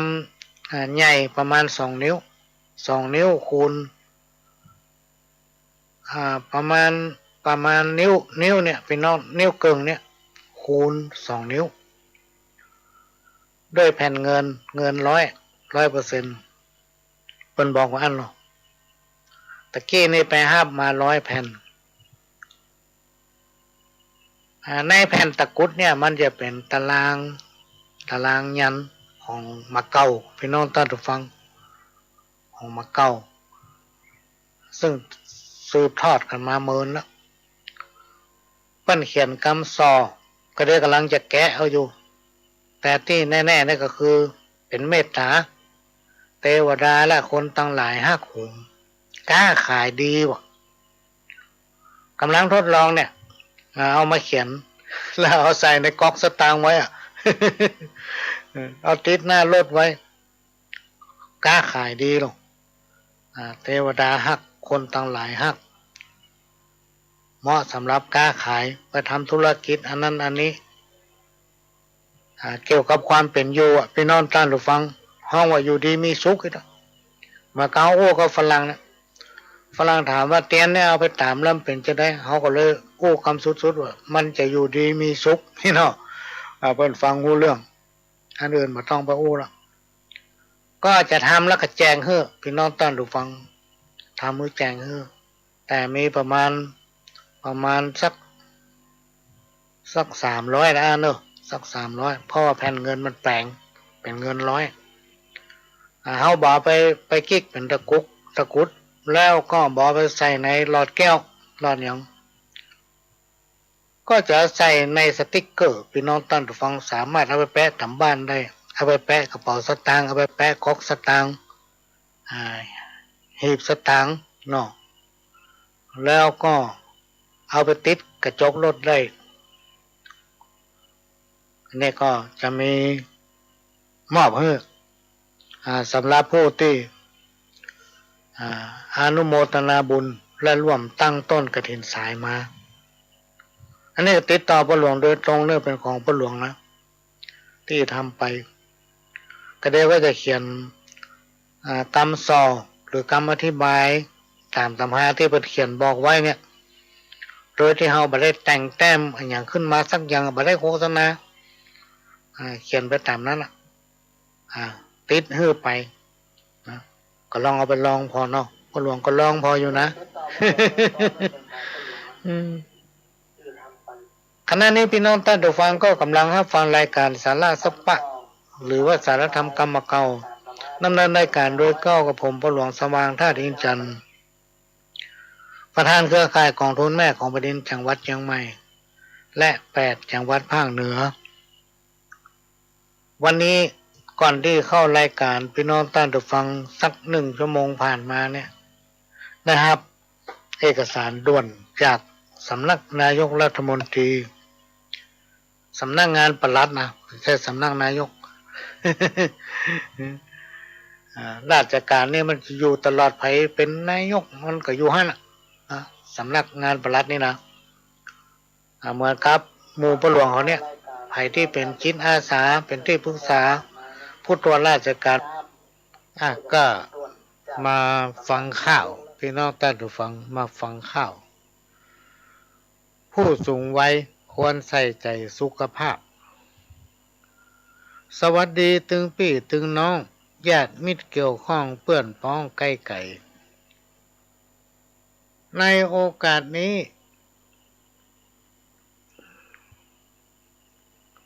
ขอชี้จากไขเรื่องผู้สูงวัยตัวไปให้แจ้งสังขารธรรม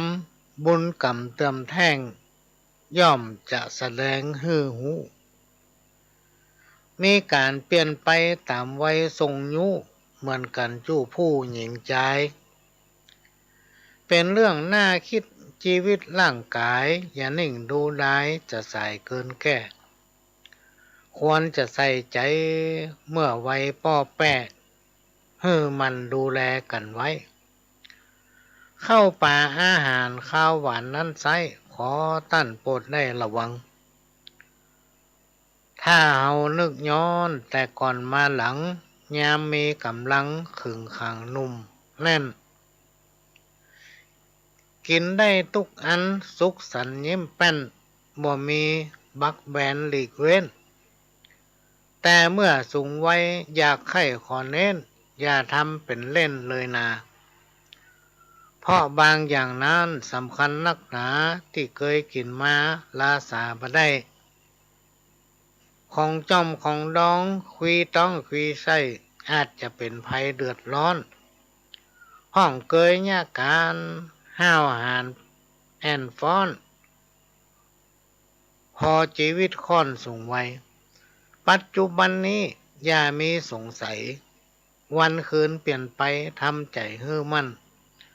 ถ้ามุทุลุอายุจะสั้นอย่าดึงดันฮึดฮัดควรหาเวลาเข้าวัดฝึกหัดจิตให้ดีงามสิ่งใดบ่ฮู้มันมันถามแล้วพยายามติดตามผู้บอกว่าเรื่องใดถ้าใจเฮาสู้ก็จักฟื้นฟูเต็มร้อยนอกจากนั้นนะเอาอาใหญ่น้อยขอจะเล่าถ้อยตามมีคนอายุนักตามหลักวิถีถ้าจะให้ดีหาที่เอวเล่นออกกำลังกาย ยืดสายยืดเส้นยามเจ้าหรือเย็นดีนักออกกำลังกันเพื่อมันคึกคักตามหลักถูกต้องอนามัยวิธีการนั้นต้องทันสมัยมีความปลอดภัยตามวัยแก่เฒ่าพักผ่อนร่างกายผ่อนคลายอย่าเศร้าอย่าหลงมัวเมามืดมิด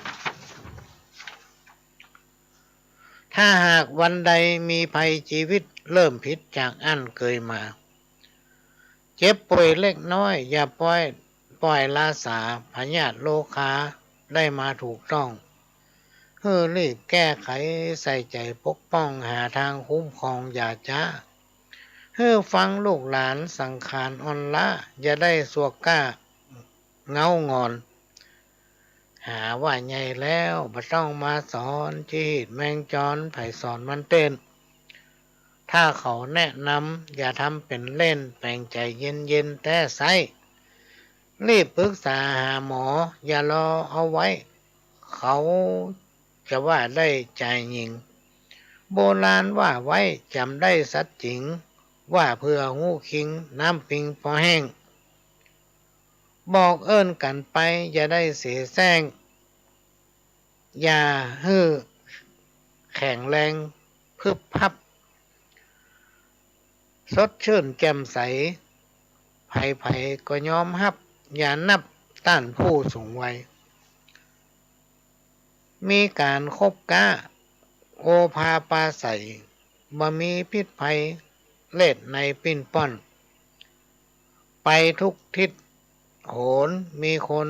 หับต้อนบ่มีอาทรมุบมูเป็นตัวอย่างดีตามที่ได้หูเหมือนกำเอ่ยอู้โบราณแปลงดีไว้เฮือลูกแปลงถูกไว้เฮือหลานถึงเมินนานสังขารยังสู้อยู่ม่วนกินหวานลูกหลานเอ่ยอู้ปากันเชิดชูไขว้คบยกย่องนับถือยกมือเขาลบน้อมนบกราบไหว้วันตา อันนี้เป็นของพ่ออาจารย์สิริพงษ์วงศ์ชัยสังกำแพงเนอะพี่น้องท่านผู้ฟังเปิ้นเขียนส่งมาให้ก็มาอ่านให้ฟังบ่ฟังกันตั้งอย่าอ่าน ตามเวลามันขณะนี้เวลา2:25ละบ่าย2:25ก็ทุกวันอาทิตย์พี่น้องท่านผู้ฟังเขาจะมาปะพบกันทางสถานีวิทยุแห่งนี้เป็นเวลา2 ชั่วโมงตั้งแต่บ่ายโมงถึงบ่าย3วันที่นี่มี2 รอบหลังจากนั้นก็จะปะพบกันในเวลา5 โมงถึง6 โมงแมลง5 โมงถึง6 โมงแรงเนี่ยพี่น้องท่านผู้ฟังมันก็มาแน่แต่นะบางทีท่านผู้อำนวยการสถานีท่านผู้อำนวยการสถานีก็จะให้การอนุเคราะห์ว่าโอ้แมลงนี่บัดตันได้ตั้งคิวรายการอื่นเข้ามาสักกรรมพอหลวงจัดไปเถอะเนอะเนี่ยไปจนถึง2-3 ทุ่มแล้วแต่ เหมือนอาทิตย์ก่อนพี่น้องท่านผู้ฟังอาทิตย์ก่อนนั้นอยู่โดยพี่น้องท่านผู้ฟังไปจนถึง2 ทุ่มนะถ้าจำมาผิดนะ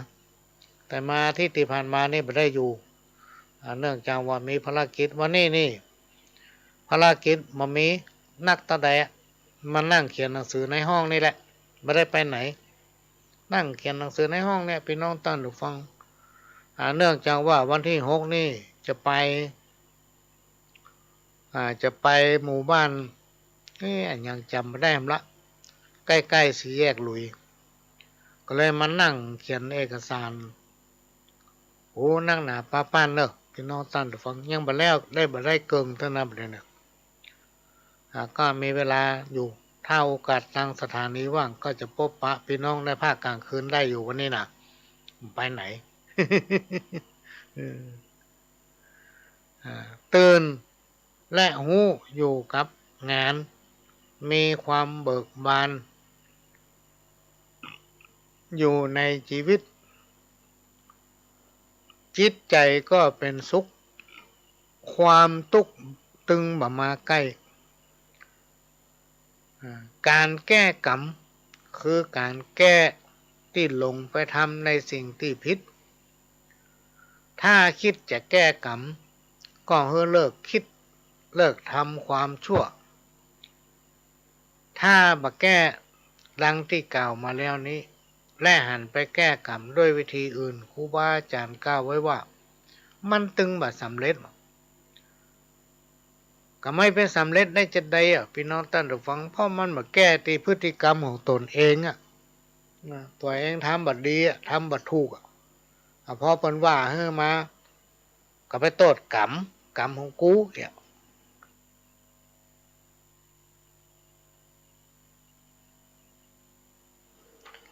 เพราะฉะนั้นถ้าไปคิดว่าจะต้องไปแก้กรรมนี่นะก็คือแก้ที่ตัวเก่าฮะละพี่น้องท่านผู้ฟังแก้ที่พฤติกรรมของตนเองผู้ประมาทถึงมีชีวิตอยู่ก็เหมือนคนที่ตายไปแล้วพี่น้องท่านผู้ฟังเพราะมันใจความคิดมันบัดใจความคิดบัดใจสติปัญญาคิดในสิ่งที่เป็นประโยชน์นั่นหมายถึงประโยชน์ของตนเองและประโยชน์เพื่อคนอื่นนะจะไปเอาดีเข้าตัวอย่างเดียวต้องเพื่อแผ่ให้คนอื่นพ้องบุคคลใดทำบาปประพฤติปฏิบัติแต่ความบดี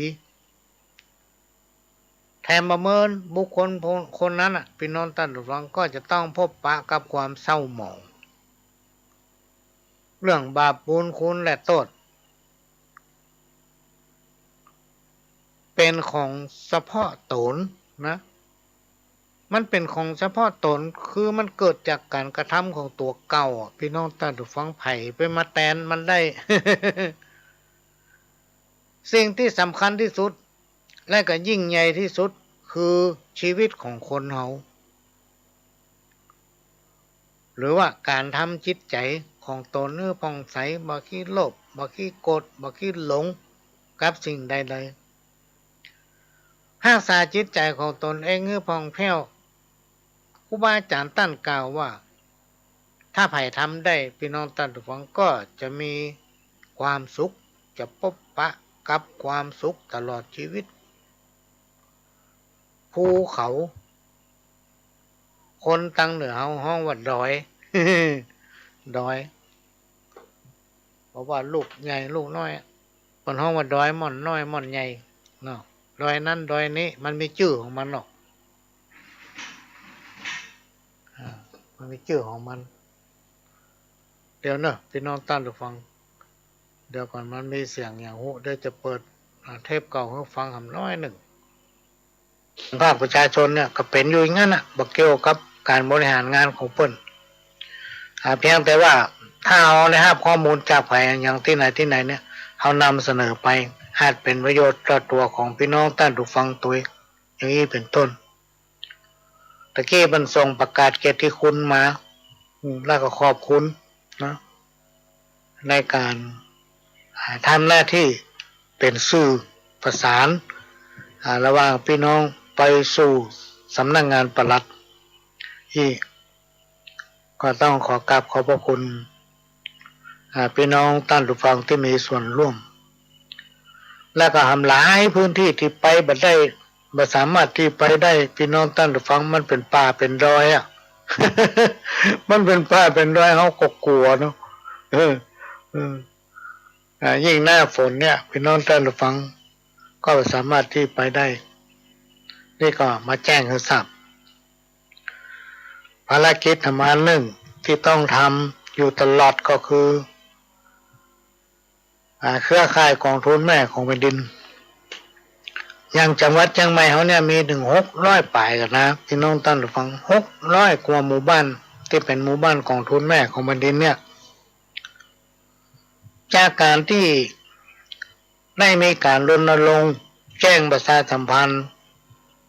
ก็ต้องขอสุมาโดยผ่านสำนักงานพัฒนาชุมชนของทุกอำเภอ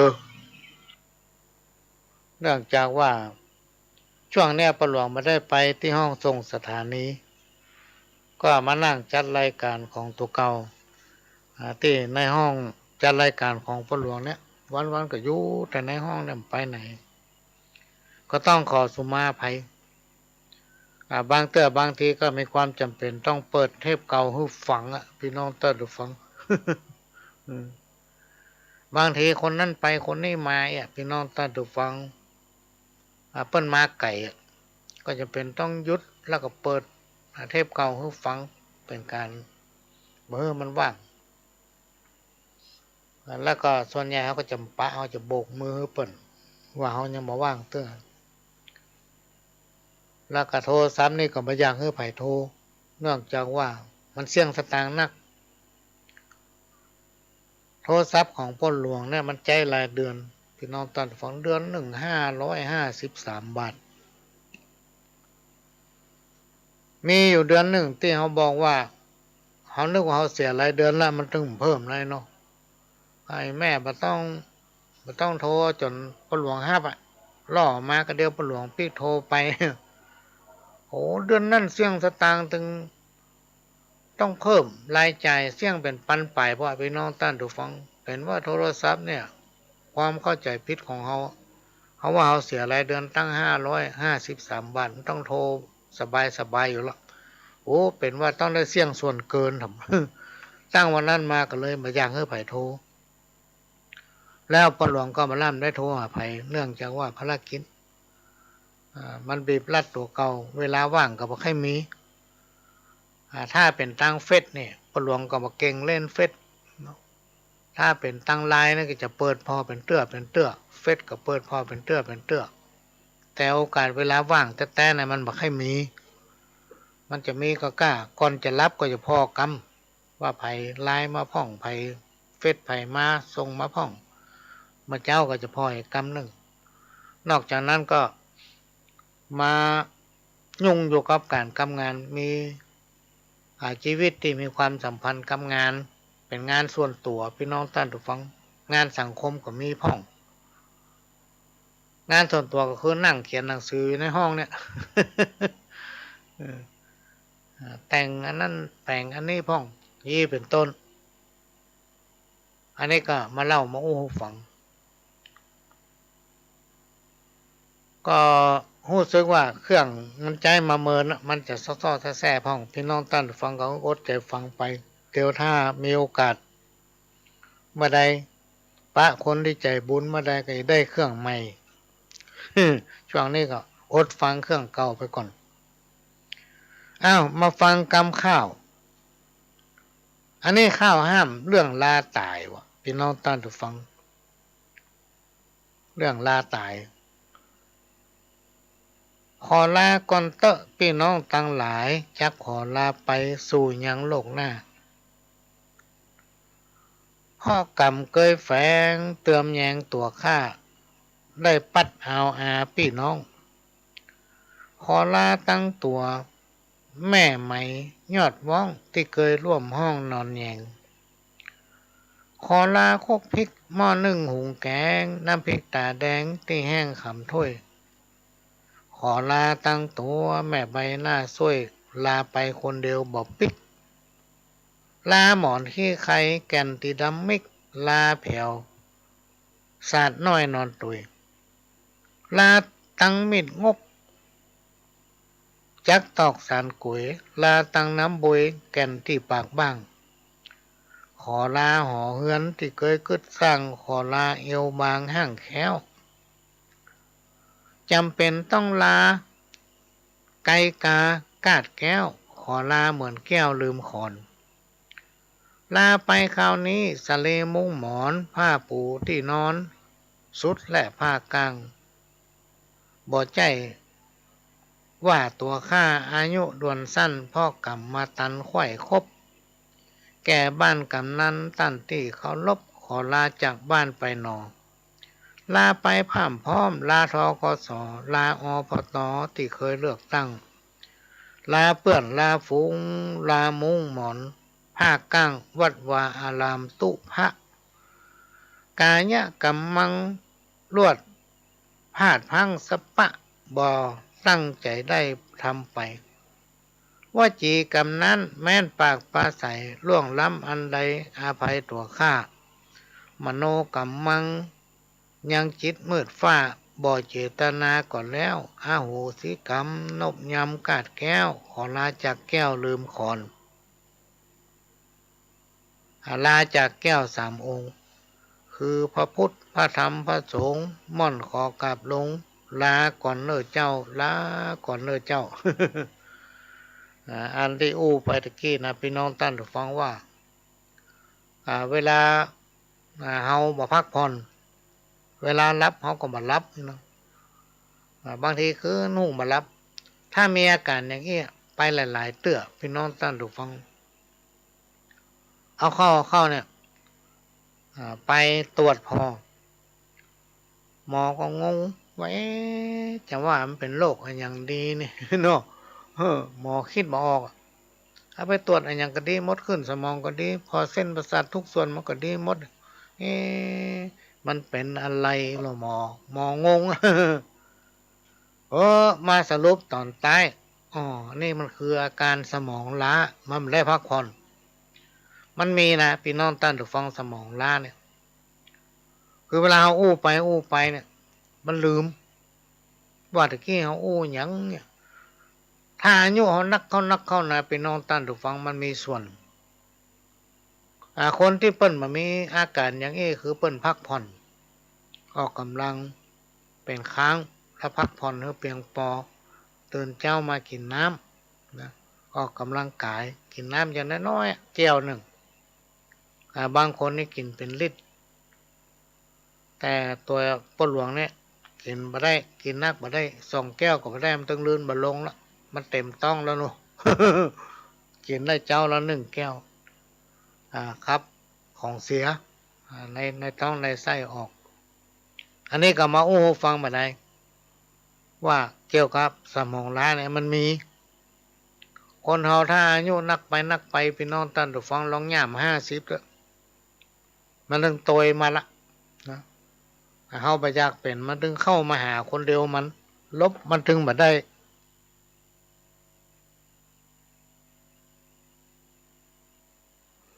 อันนี้เอามาอู้ฟังถ้าอายุนักเนี่ยจะไปกินน้ำเย็นพี่น้องท่านผู้ฟังถ้ากินน้ำเย็นเนี่ยมันเต้ากับเฮาไปสนับสนุนมันละเพราะฉะนั้นกินน้ำอุ่นอาหารการกินอย่างเดียวกัน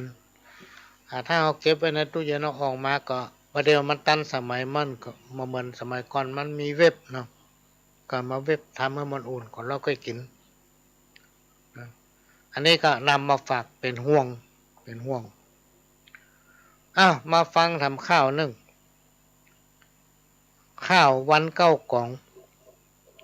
โบราณแต่เก้าเปิ้นเล่าลือกันเก้าค่ำเป็นวันจำกันฮือมัน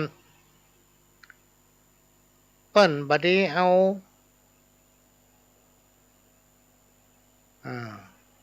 เปิ้นบดีเอาเผาผีชีไม่จักลากยันไปป่าจ้า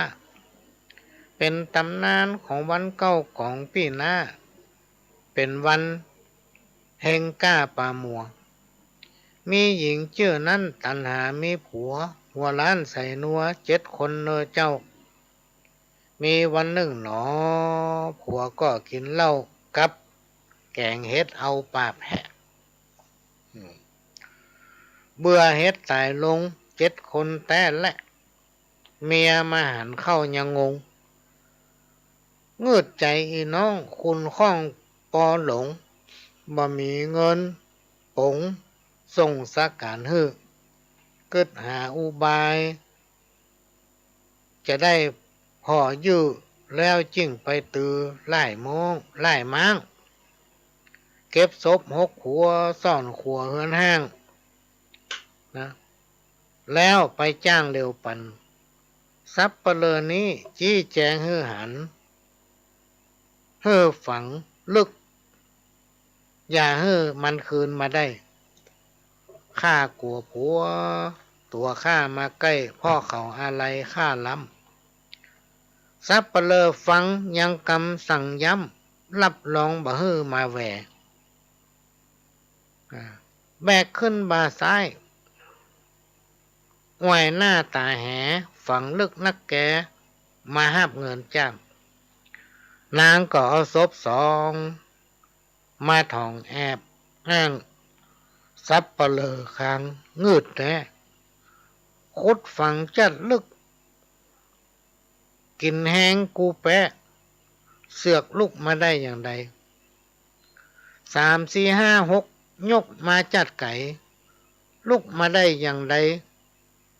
สั่งมาใจขึ้นศพทวน7 กา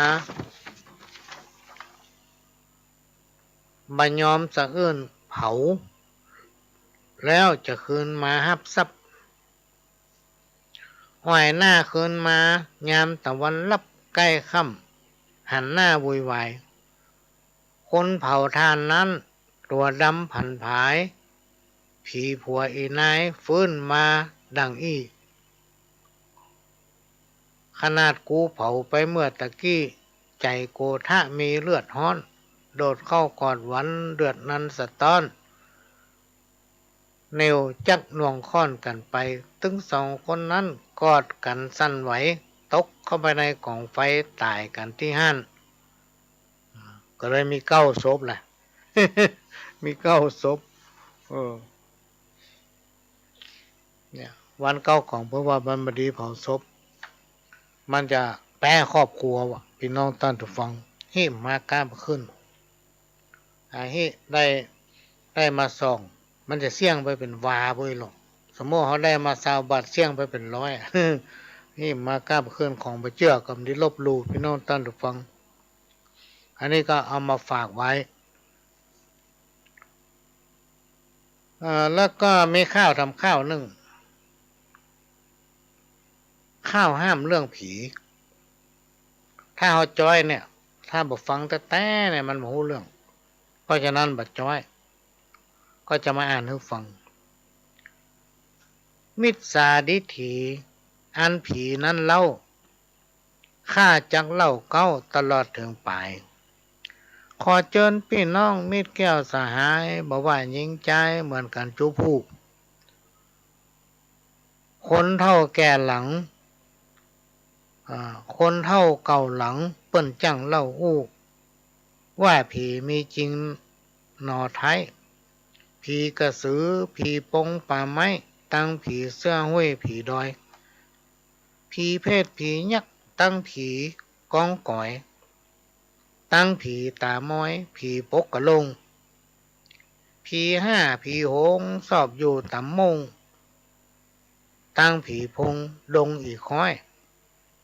ตั้งผีตองเหลืองภูมิภายใหญ่น้อยเรื่องราวเกิดขึ้นเป็นมายังมีไตงิ้วคนหนึ่งนั่นหนาได้เดินมักกาเข้าป่าดงกว้างมันไปหันผีอยู่กินเสพสร้างยังกลางดงดอยที่นั้นมันก็เจียนจ้ากับผีที่จันไปตามเขตขั้นลวงลายมันก็ยกย้ายเอาผีมาขายเฮือฝูงหญิงใจซื้อไว้เฝ้าบ้านหมู่เฮาตั้งหลายบ่ได้ต่อต้านปากันฮับเอาซื้อไว้เอาเฝ้าเข้าของบ้านจองเครื่องใจแปลงที่เฮืออยู่เปียงปอแปลงที่เฮืออยู่พักแปลงหิ่งแปลงหอแปลงหมอกกำปอพ่องก็แปลงใหญ่พ่องก็แปลงน้อยห้องกระแปงหลวงมีพวงดอกสร้อยมีพวงมาลาจ่องก้องเลี้ยงดูสู่สายวงใยพี่น้องมีเจียนไก่ต้มหมูงัวอาหารพร้อมๆช่วยกันนาหนัวในครัวปลูกแปลงลูกล่าแต่งตั้งกันมาเป็นที่นั่งตั้งเข้าเฮืออยู่เฮือผีปาดีอวบฟักใส่ชื่อว่าผีปุญญาอาฮักมีกันคู่บ้านลานจองการแปลงห่อแล้วปากันฉลองใจเงินใจทองช่วยกันมาน้อยมาขี่ตั้งหลายเจิญมาเป็นถ้อยมาเต้นลำวงแอนฟ้อนเครื่องบริกรรมเพชรหวานและฮ้อนมีแผ่วตั้งเล่าสุลาเจิญเอาพี่น้องเผ่าวงศาปู่ป้าเอาอาที่นั่งตั้งเข้า ม้าขี่ตั้งหลายตั้งหนุ่มตั้งเท่าปากันเต้นลำห่ำห้องมีเจ้อต่างกันเจ้าพี่เจ้าน้องและเจ้าบ่าวน้อยจำแปงเจ้าบัวละเพชรเจ้าแก้วหัวแสงเจ้าหลวงคำแดงใจแข็งตอบโต้เจ้าข้อมือเล็กเต็กไหนก็ไว้ก็โวเจ้าหมอกมุงเมืองบ่มลีนี่เนี่ยประวัติของผีอ่ะพี่น้องท่านผู้ฟังมันถ้าจะมีแต่ในสมัยก่อนบ่เชื่อก็ลบลู่มาได้นะพี่น้องท่านผู้ฟังอันนี้ก็เป็นเรื่องที่นำมาเล่ามาอ่านให้ฟังเนอะพี่น้องท่านผู้ฟัง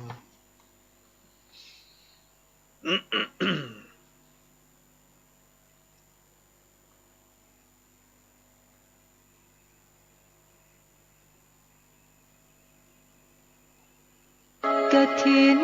ทานคือสังฆทานบุญทานยิ่งใหญ่1 เดือน ข่าวสารเพื่อการประชาสัมพันธ์ขอเชิญชวนศรัทธานักศีลนักบุญทั้งหลายร่วมงานทำบุญทอดกฐินสามัคคีของวัดร้องอ้อตำบลสันพิเชื่ออำเภอเมืองจังหวัดเชียงใหม่ตรงกับวันอาทิตย์ที่ 6 พฤศจิกายน พุทธศักราช 2565 ขึ้น 13 ค่ำเดือนยี่ทอดถวายกับพระสงฆ์ที่จำพรรษาท่วนไตรมาสของวัดร้องอ้อเวลา 9:30 นาทีเป็นต้นไปขอเชิญชวนร่วมงานบุญกฐินสามัคคีของวัดร้องอ้อตำบลสันพิเชื่ออำเภอเมืองเชียงใหม่จังหวัดเชียงใหม่ตรงกับวันอาทิตย์ที่ 6 พฤศจิกายน 2565 ช่วงเช้า 9:30 นาทีได้บุญได้กุศลโดยพร้อมเพรียงกันเวลาสร้างมนุษย์สมบัติสวรรค์สมบัตินิพพานสมบัติเพิ่มพูนสักขณะนี้พี่น้องท่านผู้ฟังก็กำลังรับฟังรายการสาระสัพพะร้อยอ่านปันเรื่องจากทางสถานีวิทยุกระจายเสียงพระพุทธศาสนาแห่งชาติและสังคมขึ้นเพื่อการศึกษาพระพุทธศาสนาและวัฒนธรรม FM 104.50 เมกะเฮิรตซ์จากวัดไฝ่หินวัดไฝ่หินตั้งอยู่หลังมหาวิทยาลัยเชียงใหม่ตำบลสุเทพอำเภอเมืองจังหวัดเชียงใหม่และก็ได้รับการอนุเคราะห์เมตตาจากท่านผู้อำนวยการทำ3 สถานีวันนี้สถานีพัฒนาคุณภาพชีวิต FM 92.25 วัดหลวงประแดงมหาวิหารสถานีวิทยุ FM 98.75 ขึ้นธรรมะของชุมชนวัดห้วยตองซักตำบลคลองเปาอำเภอจอมทองจังหวัดเชียงใหม่สถานีวิทยุ FM 106.25 วัดบูพารามอำเภอแม่แจ่มจังหวัดเชียงใหม่ก็ได้รับการอนุเคราะห์เมตตาจากท่านผู้อำนวยการสถานีได้นำเอาเสียงนี้เผยแพร่สู่พี่น้องท่านผู้ฟังแถมสถานี1ถึงบ้านถึงจองสถานีวิทยุของวัดไฝ่หินนั้นเป็นของพี่น้องคนฟังทุกท่านเป็นเจ้าของที่เราต้องช่วยกันทนุบำรุงเลิกพี่น้องท่านผู้ฟังถ้าเอาไปช่วยกันทนุบำรุงก็ได้ดักปิ้งโซ่